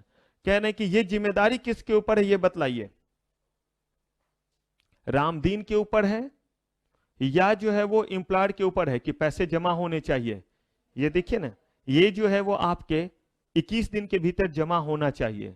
कहा ये किसकी जिम्मेदारी, अगर उसने रामदीन से नहीं काटा वो 1.75% तो एकदम ध्यान से बिना काटे उसको पैसे दे दिया। अगर 10,000 रुपया इसका सैलरी है, किसकी? रामदीन की। तो 10,000 में से कितना काट के देना था कि 475? ये तो देना किसका काम? इसमें से 175 क्या करना था? डिडक्ट करना था। 175 डिडक्ट करेंगे, कितना आएगा? शायद यही आएगा, गलत है? कितना आएगा? ज्यादा कभी हो सकता है। अब ठीक है, अब इतने पैसे देने थे, आपने दे दिया 10,000। आपने बेईमानी नहीं की, पूरे 10,000 दे दिए, लेकिन आपको ये काटने थे या नहीं? आपने नहीं काटा, कोई बात नहीं है, आप भुगतेंगे। आप मतलब एम्प्लॉयर भुगतेगा। और वो क्या करेगा? ये वाला भी 475 और ये वाला भी 175, दोनों पैसा जमा करेगा, क्योंकि हम इससे वसूलेंगे 21 अक्टूबर को। कितने रुपए? इन दोनों को हमने ऐड किया इंटू 6, तो कितना हो गया ये? 3900। ये पैसे जो है वो 21 अक्टूबर को हमें चाहिए। किनसे चाहिए? अब वो कहता है कि सारा पैसा मैं ही दे दूं, मैं इंप्लॉय से नहीं काटूं। वेरी गुड, बिल्कुल करो। तो वो अगर नहीं डिडक्ट किया तो किसकी गलती हुई? तो यही कह रहे हैं कि रिकवरी के लिए कहा principal employed is required to pay employer shares of contribution in respect of every employ, whether employ directly और थ्रू इमीडिएट एम्प्लॉयर। अब इसका क्या मतलब ये देखिए, अगर मान लीजिए कि मैं कॉन्ट्रैक्टर के थ्रू गया। किसके थ्रू? कॉन्ट्रैक्टर। कॉन्ट्रैक्टर ने मुझे जो है वो पहुंचा दिया, मान लीजिए कि डीएमआरसी में, दिल्ली मेट्रो रेल कॉर्पोरेशन, वहां काम चल रहा था, अभी बहुत काम चल रहा है, इसलिए मैंने एग्जांपल लिया। नहीं देखते अभी भी डीएमआरसी का काम हर जगह चल ही रहा है, और वहां पे कंस्ट्रक्शन साइट पे बहुत मजदूर काम करते हैं, लेकिन उनको कॉन्ट्रैक्ट लेबर चाहिए रहता है, सब वहां पे इंप्लॉयड नहीं है, रेगुलर नहीं है। तो कॉन्ट्रैक्ट वर्कर को पहुंचा दिया गया वहां। पहुंचाने का काम जो है, थोड़ी देर के मान लेते मैं कॉन्ट्रैक्टर, ठीक है, आप सारे लोग वर्कर, ब्लैक बुरा मान गए, मैं टीचर, मैं कॉन्ट्रैक्टर, तो आप वर्कर बन जाइए, ठीक है। तो आप सारे लोग वर्कर, आपको मैंने डीएमआरसी पहुंचा दिया कि मजदूरों मन लगा के दिन भर क्या करो, काम करो, मिट्टी कोरो, ये करो, उठाओ, सर में ले लेकर के जाओ। ये नहीं कि सर आप ही को उस गड्ढे में डालेंगे, ये सब नहीं। तो मैंने आपको वहां पे रख दिया, मैं हो गया इमीडिएट एम्प्लॉयर। क्या हो गया? मैं आपका कॉन्ट्रैक्टर, मैंने काम दिलाया आपको, लेकिन प्रिंसिपल एम्प्लॉयर कौन हुआ? डीएमआरसी, जिसके पास आप जाकर के काम कर रहे हैं, वो हुआ प्रिंसिपल एम्प्लॉयर। और मैं क्या हुआ? इमीडिएट एम्प्लॉयर, क्योंकि मैंने आपको काम दिलाया, लेकिन काम आप मेरा नहीं कर रहे हैं, मैंने काम दिलाया है। काम किसका कर रहे हैं? डीएमआरसी का। तो डीएमआरसी हो गया हमारा इमीडिएट, डीएमआरसी हो गया प्रिंसिपल एम्प्लॉयर, और कॉन्ट्रैक्टर क्या हो गया? तो देखिए, प्रिंसिपल एम्प्लॉयर की जिम्मेदारी है क्या जमा करने की? जो भी हमारा कंट्रीब्यूशन है वो क्या करने की? जमा करने की। The employee share may thereafter be recovered by deduction from their. कहा कि भाई वेजेस से आप काट लो, लेकिन नहीं काटे तो आपको तो पे करना ही पड़ेगा, ये एम्प्लॉयर की गलती, उसे ही पे करना पड़ेगा। No such deduction may be made from any wages to their employee other than those relating to what period in which such contribution is payable. इसका मतलब मैं 6 ही महीने काम किया आपके पास, फिर मैं कहीं और चला गया, तो कह रहे हैं कि आप मेरे से 6 ही महीने का काटोगे, या मैं चला गया फिर भी बोलोगे कि आप बाद में भी तो चले जाओगे, तो पहले ही मैं काट करके रख लूं। जितने दिन जिस एम्प्लॉयर के पास मैं काम करूंगा, सिर्फ उतने ही दिन तक मेरे हर महीने के 1.75% उसे काटने का क्या है? अधिकार है। और अगर वो नहीं काटा, उसकी गलती है, जितने दिन मैं उसके पास काम करूंगा, उसका हर महीने का वो 1.75% वो क्या करेगा? इस पीरियड के खत्म होने के कितने दिनों के भीतर जमा करना पड़ेगा। अब आते हैं किसके बेनिफिट पे? तो देखिए, सबसे पहले हमने देखा ये एक्ट एप्लीकेबल कहां है, वो देख लिया। फिर हमने देखा इस एक्ट के अकॉर्डिंग स्कीम क्या है, कितना किन से और कैसे कितने दिन के भीतर जो है वो ईएसआई जो है वो एम्प्लॉय स्टेट इंश्योरेंस कॉर्पोरेशन में दिया जाता है। एम्प्लॉयर्स के बेनिफिट देख लिए, एम्प्लॉय का भी तो देखिए। आखिर हमने एम्प्लॉय कंपनसेशन एक्ट का एडवांस फॉर्म बनाया ना, कहते हैं ना 2.0 ऐसे करके नहीं आता है, नया वर्जन जब लाते हैं तो वही कर, किसका है 2.0 करके? शायद रोबोट या किसी का है ना, रजनीकांत किसी मूवी का 2.0, तो वही उसका जो एक्सटेंडेड वर्जन है। किसका ये एक्सटेंडेड वर्जन है? एम्प्लॉय कंपनसेशन एक्ट का। तो कह रहे कि इसमें क्या क्या मिलेगा? सीकनेस बेनिफिट वहां मिलता था नहीं, वहां पे मर जाओ या जो है वो टोटल क्या हो जाए, डिसेबलमेंट, तभी मिल रहा था। यहाँ पे सीकनेस बेनिफिट मिल रहा है, लेकिन याद रखिए कितने दिन का मैक्सिमम। अब ये आपको ध्यान रखना पड़ेगा, यहाँ पे बनता है केस लॉ, क्योंकि यहाँ पे वो झूठ लिखेंगे, वो लिखेंगे 70 डेज और ऐसे ऐसे करके, और आपसे पूछेंगे कि एज बीइंग अ होनहार company secretary advise the occupier of the company.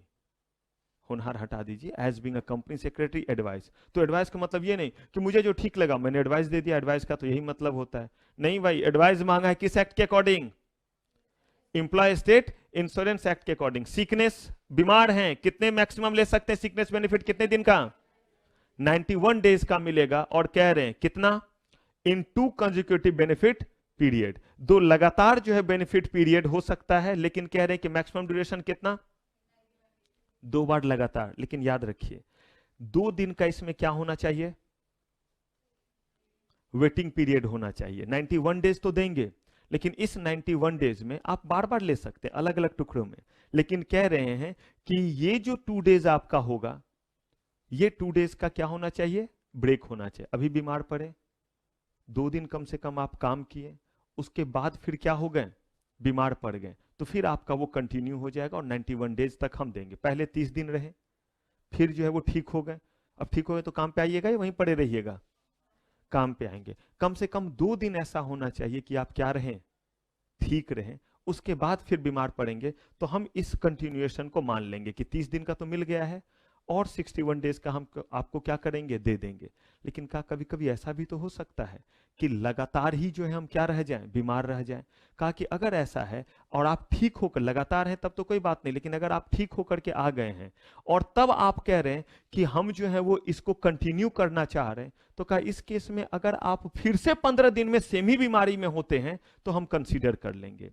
इनके कहने का मतलब है कि आपकी बीमारी बदल गई, आप एक बार आए, एक बार ठीक हो गए, फिर उसके बाद आप काम करने लगे, 2 दिन कम से कम काम कर लीजिए, फिर उसके बाद आप बीमार पड़िएगा तो हम आपको क्या करेंगे, टोटल 91 डेज का फैसिलिटी प्रोवाइड करेंगे। लेकिन उन्होंने कहा कि अगर 15 दिन के भीतर हम सेम बीमारी को रिपोर्ट कर देते हैं तो उस केस में हमें 2 दिन रुकने की जरूरत नहीं है, लगातार हमारा जो है कंटिन्यूएशन में चलेगा। मतलब 91 डेज टोटल हो सकते हैं, आपको 2 दिन का बीच में ब्रेक लेना रहेगा। अगर एक केस में सिर्फ ये 2 दिन का ब्रेक रिक्वायर्ड नहीं है, अगर सेम बीमारी 15 दिन के भीतर क्या हो जाता है, रिपीट हो जाता है। आप कहिएगा रिपीट हो जाएगा तो कैसे पता चलेगा, हम बीमार थे, हम आए अभी और हम इस कंडीशन में नहीं थे कि 2 दिन कंटिन्यू कर सकें, हम फिर से बीमार पड़ गए और हमने टेस्ट वगैरह करा के 15 दिन के भीतर रिपोर्ट दे दिया कि उसी बीमारी में हम पूरे तरह से भी रिकवर नहीं हो पाए थे, शायद हमें लगा कि हम क्या हो गए हैं, रिकवर। बहुत बार ऐसा होता है, आपको लगेगा कि बुखार वगैरह कुछ था, ठीक हो गए, जैसे ही आते अगले दिन फिर जो है वो आपको बुखार फिर से शुरू, और पता चला कि नहीं वो वायरल नहीं था बल्कि ये कुछ डेंगू, चिकनगुनिया या कुछ इस तरह का था। सीकनेस बेनिफिट कितने दिन का मिलेगा, 91, यानी मोटे तौर पे निकल के आया सिकनेस बेनिफिट कितने दिन का, 91 डेज का मिलेगा। कूलिंग पीरियड बीच में कितना होना चाहिए, 2 डेज का होना चाहिए। लेकिन अगर 15 डेज के भीतर जो है आप क्या करते हैं, सर्टिफाई कर देते हैं, तो आपको जो है वो कंटिन्यूएशन में आप ले सकते हैं, 2 दिन के कूलिंग पीरियड की requirement.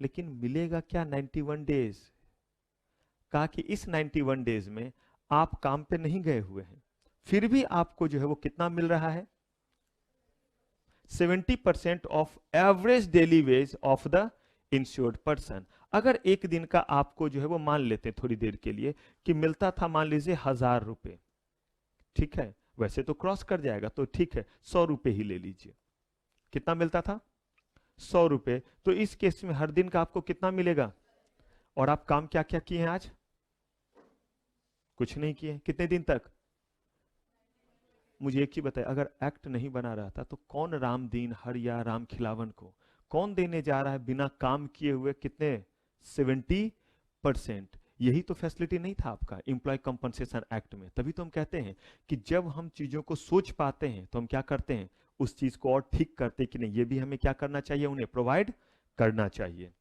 A person who has entered into insurable employment. Insurable employment का मतलब क्या हुआ, आप ये मुझे बताएंगे, 30 सेकंड मैंने दिया ध्यान से, क्या सेंस हुआ इंश्योरेबल एम्प्लॉयमेंट का? जैसे मैंने चीजों को जोड़ा था वैसे ही जोड़ करके बताएंगे। मतलब क्या है इंश्योरेंट एम्प्लॉयमेंट का?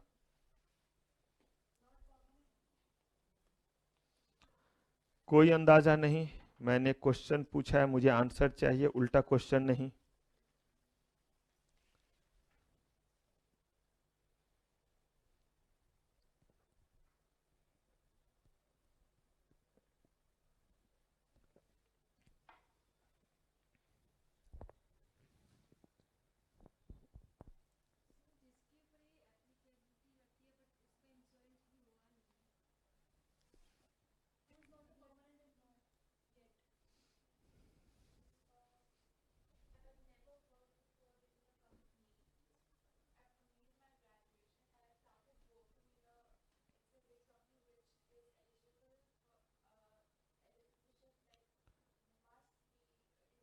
First, you have to comprehend the thing that I have just asked insurable employment. Just forget everything, else I am going to strike it off. कुछ नहीं लिखा हुआ है। मैंने एक वर्ड आपसे पूछा इंश्योरेबल एम्प्लॉयमेंट। इस एक्ट के अकॉर्डिंग क्या हुआ इंश्योरेबल एम्प्लॉयमेंट? जो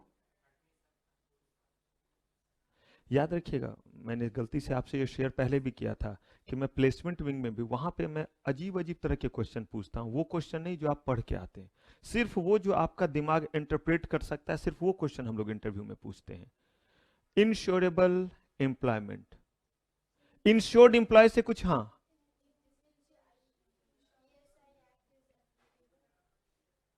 हाँ ठीक जा रहे हैं, बढ़िए।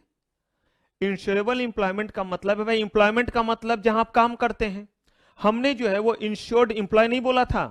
याद कीजिए इंश्योर्ड एम्प्लॉय के लिए कितना लंबा बात बोला था। एक वैसा ऑर्गेनाइजेशन यानी एक ऐसा फैक्ट्री जहां 10 या 10 से ज्यादा लोग काम करते हो, या फिर क्या हो एक शॉप या इस्टेब्लिशमेंट जहां 20 या 20 से ज्यादा लोग काम करते हैं, और वहां जो बंदा काम कर रहा है उसकी जो है वो सैलरी जो है वो 21,000 से कम है, तो वो कहलाया इंश्योर्ड एम्प्लॉय। तो क्या आप इंश्योर्ड एम्प्लॉयमेंट मुझे नहीं बता सकते हैं? इंश्योर्ड एम्प्लॉयमेंट का मतलब हुआ एक ऐसा प्लेस जहां वो काम कर रहा है जो इस एक्ट के अकॉर्डिंग, ईएसआई एक्ट के अकॉर्डिंग दायरे में आता है। यानी कि जहां काम कर फैक्ट्री है तो काम करने वालों की संख्या कितनी है? 10 या 10 से, एल्स अगर वो शॉप या एस्टेब्लिशमेंट है तो 20 या 20 से ज्यादा। और हमने इंश्योरेबल एम्प्लॉयमेंट बोला है, और साथ ही साथ कह रहे हैं कि वहां जो वो काम करा रहा है लोगों से, वहां पे काम करने वाले लोगों को जो पे कर रहा है वो अमाउंट 21,000 या उससे क्या है? कम है। इसका मतलब हुआ इंश्योरेबल एम्प्लॉयमेंट। इंश्योरेबल एम्प्लॉय से ही तो निकल कर क्या है इंश्योरेबल एम्प्लॉयमेंट। अब देखिए एक पर्सन जो किस एम्प्लॉयमेंट में है? इंश्योरेबल एम्प्लॉयमेंट में। इसका मतलब है कि उसने सारे कंडीशन पहले फुलफिल किए या नहीं? ऐसे जगह काम कर रहा है जो इस एक्ट के दायरे में है, प्लस उसकी सैलरी, उसकी सैलरी कितने हैं? 21 या उससे कम है। लेकिन देखिए फॉर फर्स्ट टाइम, मैं इधर का नहीं पूछा था, आप सही बता रहे थे, लेकिन आप कहां बता रहे थे? पूरे के पूरे सेंटेंस का मतलब। For first time has to wait for nearly how many months before becoming eligible to sickness benefit. कहा कि बाकी बेनिफिट हम आपको देंगे, लेकिन ये सिकनेस बेनिफिट आज ही आप आए। जरा सोचिए, सोच के देखिए सही में कि इंप्लॉयर की क्या जान लीजिएगा, आज ही जो है वो राम दिन आया, कल से सिकनेस बेनिफिट पे, 91 डेज के सिकनेस बेनिफिट पे एक दिन काम किया है, 91 डेज का आपने उसको 70% पे किया है। क्या आपको जस्टिफाइड लगता है? किसी के साथ जब तक हमारा एक रिलेशन नहीं बनता, जब तक हमारे ऑर्गेनाइजेशन के लिए उतना जो है वो वैल्यूअली जो है वो कंट्रीब्यूट नहीं करता है, क्या तब तक हम उसे कोई बेनिफिट दे सकते हैं? इसलिए उन्होंने कहा कि पहली बार आपको सीक्वेंस बेनिफिट मिलने के लिए कितने दिन का इंतजार करना पड़ेगा, ताकि हमें यह तो पता चले कि आप सही में हमारे साथ जुड़े हैं, तो हम भी आपके इंतजार में हैं कि भाई ठीक होकर के आओगे तो हमारे पास ही आओगे। बहुत अच्छा, आज आप बीमार पड़े, 91 डेज तक हमने आपको जो 70% के रेट से दिया, जब आप स्वस्थ हुए तो आते हैं और बोलते टाटा गुड बाय, अब हम नहीं मिलेंगे, अब मैं कहीं और काम करने जा रहा हूं। मुझे बताइए क्या ये लॉजिकल है? ठीक है, लेबर के बेनिफिट के लिए सोचिए, लेकिन एम्प्लॉयर की जान मार दीजिएगा तो देश में इंडस्ट्री चलेगा कैसे? क्लियर है ये चीज? अभी हम किसका बेनिफिट देख रहे हैं? किसका बेनिफिट देख रहे हैं हम? एम्प्लॉयर का या एम्प्लॉय की तरफ से? अब हम आ गए एम्प्लॉय पे। एम्प्लॉयर का तो देख लिया, उसे क्या फायदा है इससे? सिकनेस बेनिफिट में कह रहे हैं एक्सटेंडेड सिकनेस बेनिफिट। नाम से ही जरा समझिए क्या लिखा हुआ है। इसका मतलब बंदा बीमार पड़ा, 91 डेज वगैरह तो देख लिया आपने, नहीं ठीक हुआ 91 डेज में, मार दो उसे। अब नहीं, अब उसे जो है वो दवा या इलाज की जरूरत है या नहीं? कह रहे 91 डेज तक बीमार है, कहते हैं कि ठीक है अब एक काम करते हैं, अब हम उसको बिल्कुल नहीं देखेंगे। कहा गया कि अब अगर आप उसका ध्यान नहीं रखेंगे तो उस बेचारे का अब होगा क्या? रामदीन जहां काम कर रहा था, वो एम्प्लॉयर अगर ख्याल नहीं रखेगा तो वो बंदा अब पैसे कहां से लाएगा? हमारे और आपकी तरह वो वेल ब्लेस्ड नहीं है। तभी तो कहा गया कि इंश्योरेंस कंपनी रखेगा। कोई कंपनी तो जल्दी रखना ही नहीं चाहेगी। मुझे क्या बताइए, मेडिकल बेनिफिट आप इंश्योरेंस अगर करवाते, किसी को आइडिया है मेडिकल इंश्योरेंस का? कुछ पता है मेडिकल इंश्योरेंस के बारे में? We are taking medical insurance. Medical insurance में होता है कि आप बीमार पड़ेंगे, जो सम एश्योर्ड है उतने तक का बिल जो बनेगा वो बिल जो है इंश्योरेंस कंपनी पे कर देगी। आप हॉस्पिटल से कैशलेस आ जाइए, मतलब आप आ जाइए वो पे कर देंगे। नहीं, अब इसमें अलग अलग चीज है। कैशलेस है वो 100% भी है, अलग अलग तरह का है। नॉर्मली आज के समय में तो 100% देना पड़ता है। हाँ, अब आप कहिएगा उसमें कुछ खास फैसिलिटी आप लेते हैं, कुछ खास तरह के सिरिंज, खास तरह के ग्लव्स वगैरह का यूज करवाते हैं, मैं उसको मान रहा हूं कि वो सब ट्रीटमेंट का ही पार्ट है। तो इसका मतलब पे कौन करता है? मेडिकल इंश्योरेंस कंपनी करती है, आप तो नहीं पे करते हैं। लेकिन वो भी लिख देते हैं कि पहले 2 साल होगा कूलिंग पीरियड, जिसमें हम इन डिजीज को शामिल नहीं करेंगे, जिसमें स्टोन दिस दैट ऐसे करके लिखा रहता है। कि वो कहते हैं हमारे साथ आप आ जाए और आज ये स्टोन हो गया, क्योंकि ये सब जो है वो थोड़े ज्यादा दिनों में डेवलप होता है। गॉल ब्लैडर में स्टोन वगैरह ये सब थोड़ा टाइम लगता है, तब जाकर के वो स्टोन में कन्वर्ट होता है। तो ऐसे केस में कुछ टाइम रखते हैं, वैसा ही टाइम तो इन्होंने भी रखा। ये भी तो इंश्योरेंस कंपनी है। ये कहती सिकनेस बेनिफिट के लिए आपको उस जगह कितने दिन टिकना पड़ेगा? इसका मतलब कम से कम 9 मंथ्स का जब उनके पास क्या आ जाता है, एक तरह से कहिए प्रीमियम, तब वो कहते हैं हम आपको सिकनेस बेनिफिट क्या करेंगे? प्रोवाइड करेंगे। एक्सटेंडेड सिकनेस बेनिफिट कहा कि अगर 90 डेज से भी क्या हो गया, ज्यादा हो गया, तो वैसे केस में कह रहे हैं कि ये हम आपको कितने दिन तक देंगे? For a period of 2 years in extended sickness benefit of 3 years। कह रहे हैं कि 3 साल में मैक्सिमम 2 साल तक का हम आपको क्या प्रोवाइड करेंगे? Extended sickness benefit. इसका मतलब सोचिए कितना सीवियरली बीमार हुआ, पहले 91 डेज मिला फिर भी ठीक नहीं हुआ, तो कह रहे हैं अब जो पीरियड है उसको बोलेंगे एक्सटेंडेड सिकनेस बेनिफिट। कहा ये कितने दिन का मिलेगा?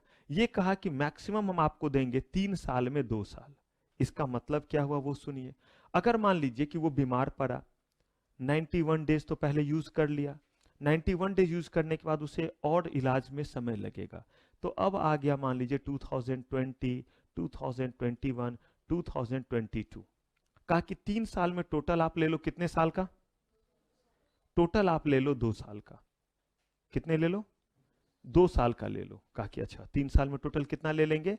2 साल का। इसका मतलब अगर मान लीजिए 2020 और 2021 में ही हमारे ये 2 साल पूरे हो गए तो पॉसिबल? कहा कि तब अगर 2022 में आप बीमार पड़िएगा तो हम आपको सिर्फ सिकनेस बेनिफिट का 91 डेज देंगे। अब इस साल आपको जो है एक्सटेंडेड सिकनेस बेनिफिट नहीं मिलेगा। इसका मतलब है कि अब आपको जो है वो सैलरी नहीं मिलेगी जितने दिन आप क्या रहेंगे? बीमार रहेंगे। ठीक तो है। 3 साल में 2 साल तक हम आपको क्या कर रहे हैं? सिकनेस। अच्छा, फिर ये 3 साल वाला स्लैब खत्म हो जाएगा तो फिर 2023, 24 और 25, इसमें जो है वो टोटल 3 साल, फिर इसमें कितना ले सकते हैं? 2 साल। 3 साल का मतलब आप डेज समझ लीजिए, 365 इंटू 3, ये हो गए 3 साल में दिन। और आप उसमें कितने तक ले सकते हैं? मान लीजिए 1000 डे हो गए, तो 1000 डे में हमने बोला कि 750 दिन का आपको हम क्या करेंगे? एक्सटेंडेड सिकनेस बेनिफिट देंगे। कोई बात नहीं, फिर ये खत्म होगा तो फिर अगले 3 साल में 2 साल का मिलेगा। क्लियर? पहले पड़े बीमार, कितना मिला सिकनेस बेनिफिट? 91 डेज। फिर आप बीमार पड़े तो बोला गया आपको अब एक 3 साल के स्लॉट में टोटल हम आपको एक्सटेंडेड सिकनेस बेनिफिट में कितने साल तक का बेनिफिट दे सकते हैं? यानी कि अगर आप बीमार रहे तो 3 साल में 2 साल तक आपके घर पे 70% जो है उसके रेट से आपका वेजेज जाता रहेगा। लेकिन जैसे ही 2 साल क्या हो गया? खत्म हो गया आपका, वो जाना क्या हो जाएगा, बंद। ये भी हो सकता है कि आप ठीक हो गए होंगे, पॉसिबल।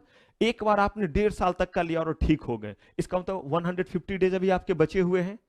अब अगर अगली बार आप पड़ेंगे बीमार तो हम सिर्फ 150 डेज तक का ही देंगे। उसके बाद अगर किसी और दिन आप बीमार पड़े और एक्सटेंडेड सिकनेस बेनिफिट मांगेंगे तो आपको लिव विदाउट पे होना पड़ेगा। यानी उस बीच में आपके घर पे कोई दरमाहा, कोई तनख्वाह, कोई सैलरी नहीं जाएगी। क्लियर है ये बात, हाँ या ना?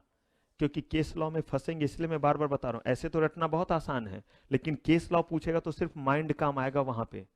पहले 91 डेज सिकनेस बेनिफिट, और बीमार पड़े तो क्या मिलेगा, एक्सटेंडेड सिकनेस बेनिफिट। किस रेट से, दोनों में 70%। अगर हमारी 100 रुपए की तनख्वाह थी तो उस समय कितना मिलता रहेगा, हर दिन का 70 रुपीज मिलेगा। कहा गया कि जब तक मैं पढ़ा रहूं तब तक मिलता रहेगा, कहा नहीं, 3 साल में कितना, और उसके बाद भी मैं पढ़ा रहा तो कहा अब तू पढ़े रह, अब जो है वो पेमेंट नहीं मिलेगा। अब देखिए, इनहांस्ड सीकनेस बेनिफिट, वो था एक्सटेंडेड, ये क्या है, एनहांस।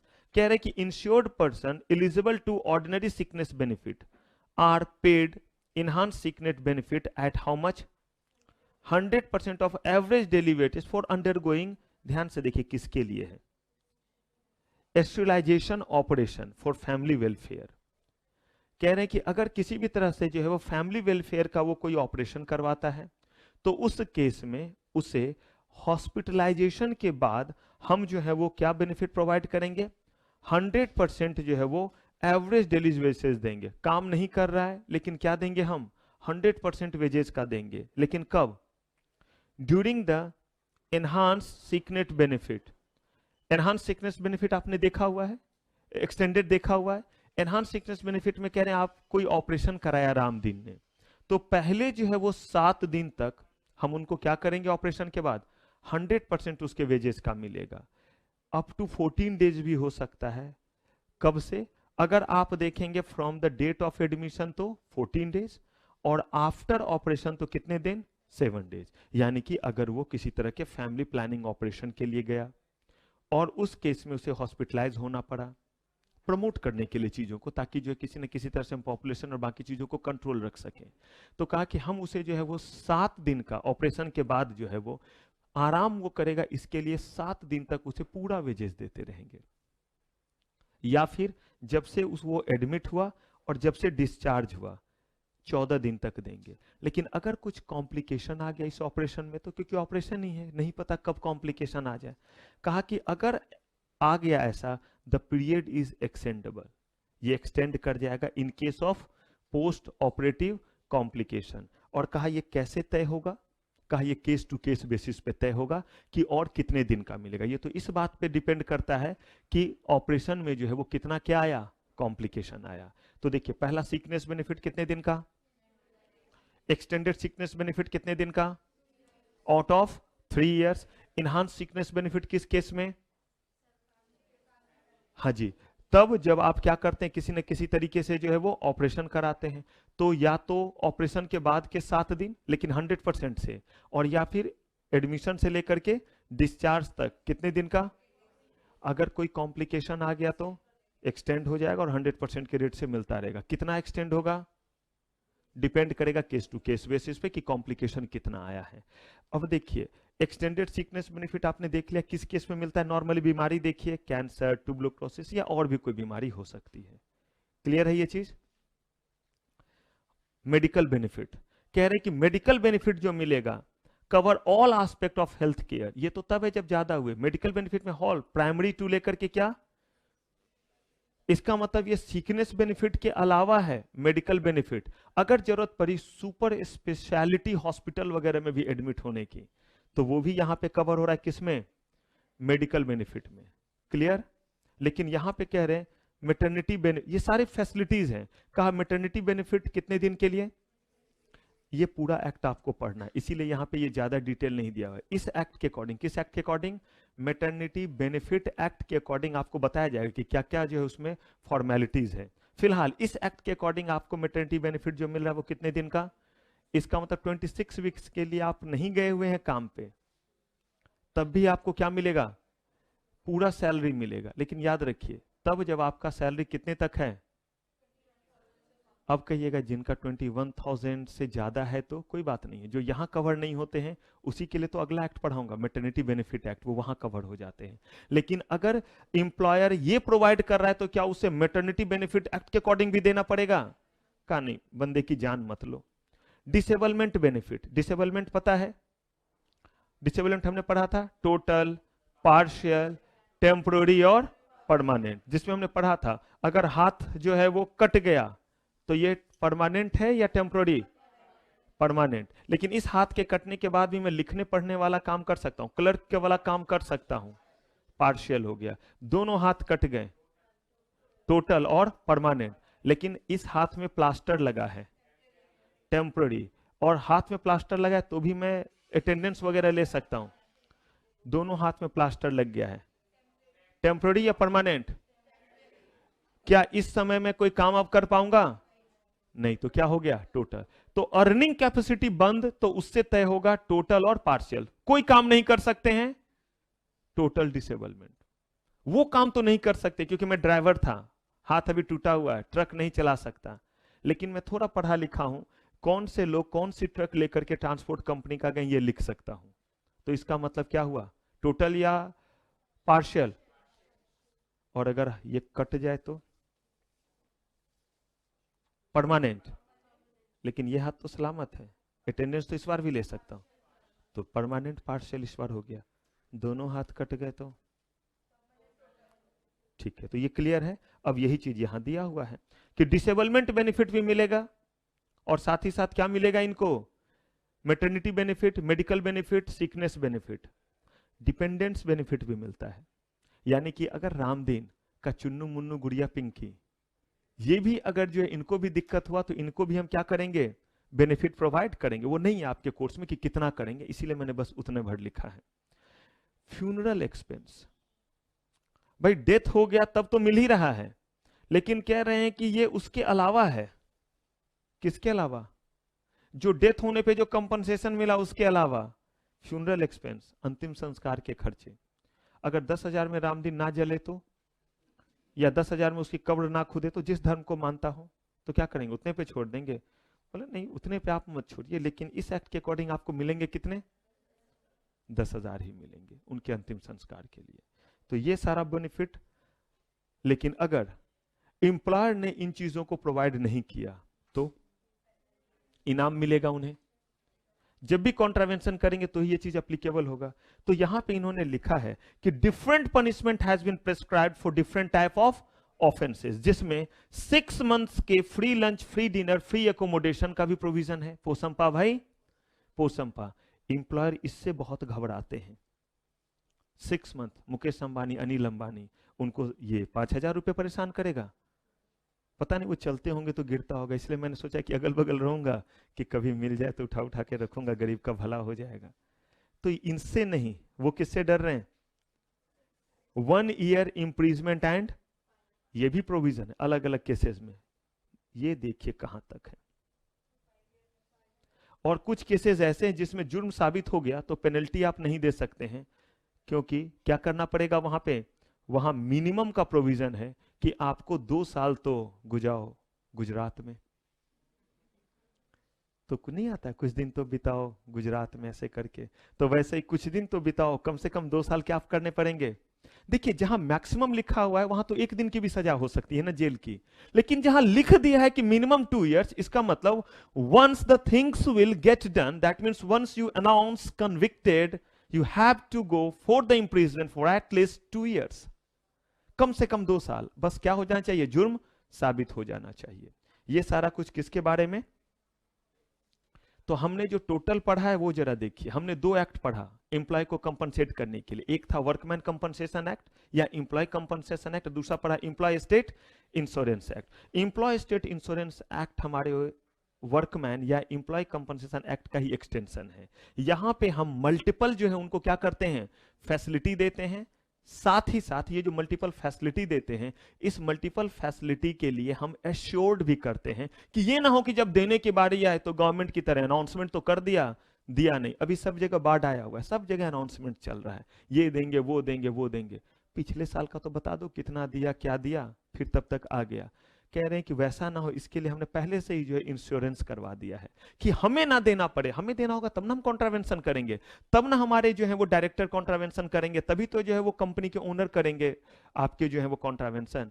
पहले से ही हर महीने ले लेकर के हमने क्या करा दिया, इंश्योरेंस करवा दिया। अब देखिए हम पढ़ रहे हैं लेबर लॉ के कंप्लायंसेस, क्यों? क्योंकि कंपनी के अपने जो है वो क्या होंगे, फैक्ट्री होंगे जहां इन चीजों को अप्लाई करना पड़ेगा। अब जरा सोचिए, रामदीन दिन भर काम किया, जो कमाया उसके तो खर्च हो जा रहे हैं, क्योंकि जो कमा रहा है उससे ज्यादा के उसके खर्चे हैं। अब आया आपका उसका भी ओकेजन, होली, दीपावली, ईद, बकरीद, कल ही मनाए हैं हमारे बकरीद ने, लेकिन कुछ लेके नहीं आए हैं, बहुत बुरा बात है। एनीवे कल ला देंगे, आप लोग इतना दुखी मत होइए। अब देखिए उसके रामदीन, हरिया, राम खिलावन, बंसी बिरजू, इसके घर में होली, दीपावली, ईद, बकरीद में क्या माहौल रहेगा? वो तो और दुखी है, क्योंकि आज तो काम भी नहीं मिला। कहा ऐसे केस में, और जो कमा रहा है वो सब तो खर्च हो जा रहा है, कहा गया कि अगर ऐसे समय में उसे कुछ बोनस के रूप में मिल जाए तो क्या ख्याल है इस बारे में आपका? ताकि उसके घर में भी जो है वो ईद, बकरीद, दीपावली, दशहरा क्या हो, धूमधाम से मनाया जाए, या उसे भी फेस्टिवल का क्या है, फीलिंग है। कहा गया कि ये फीलिंग के लिए एम्प्लॉयर क्या करे? कहा कि जो बर्डन डालना है वो एम्प्लॉयर पर ही डालेंगे, जब तक लॉ बनाएंगे नहीं तब तक जो है वो बर्डन पड़ेगा नहीं। कहा गया कि अगर आपके पास रामदीन, राम खिलावन, हरिया काम कर रहा है तो जो उसकी सैलरी मिनिमम वेजेज एक्ट के अकॉर्डिंग है वो तो आप दीजिए ही दीजिए, लेकिन जितने दिन वो काम कर रहा है उसका एक एक्स्ट्रा कैलकुलेशन भी चलाइए। एक तो डेली वेजेज वाला कैलकुलेशन चलाइए, और एक जो है वो पूरे साल में जितने दिन उसने काम किया है उसका थोड़ा सा हिस्सा, एक खास परसेंटेज की, जिसने 30 दिन काम किया, जिसने 100 दिन काम किया उसको ज्यादा बोनस मिलेगा, जो 200 दिन काम किया उसको क्या मिलना चाहिए, उससे ज्यादा बोनस। तो कहा जिसके काम करने का जो वेजेज है उसके अकॉर्डिंग जितना ज्यादा दिन काम किया है उतना उसको क्या दे दीजिए, बोनस दे दीजिए। अब कहा ये बोनस कितना दे?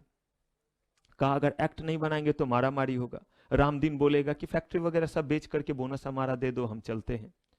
और अगर हम ओनर को बोले तो बोला एक अठन्नी चलेगा, या 500 का वो नोट जो चलना बंद हो गया वो चलेगा, 1000 के नोट दे। तब इन्हें कानून बनाना पड़ा, कितने दिन के भीतर कितना देंगे, किस रेट से देंगे, और अगर हमने साल में एक से ज्यादा बार दिया है तो उस केस में वो क्लब होंगे या हमें दोबारा फिर से उतना ही देना पड़ेगा। तो इन चीजों का जवाब आपको मिलेगा नेक्स्ट एपिसोड में। तो यहां तक के चीजों को अच्छे से रिवाइज करेंगे। फिलहाल सेटिंग अप की सेवा आज की समाप्त। थैंक यू वेरी मच, आपका बहुत बहुत धन्यवाद।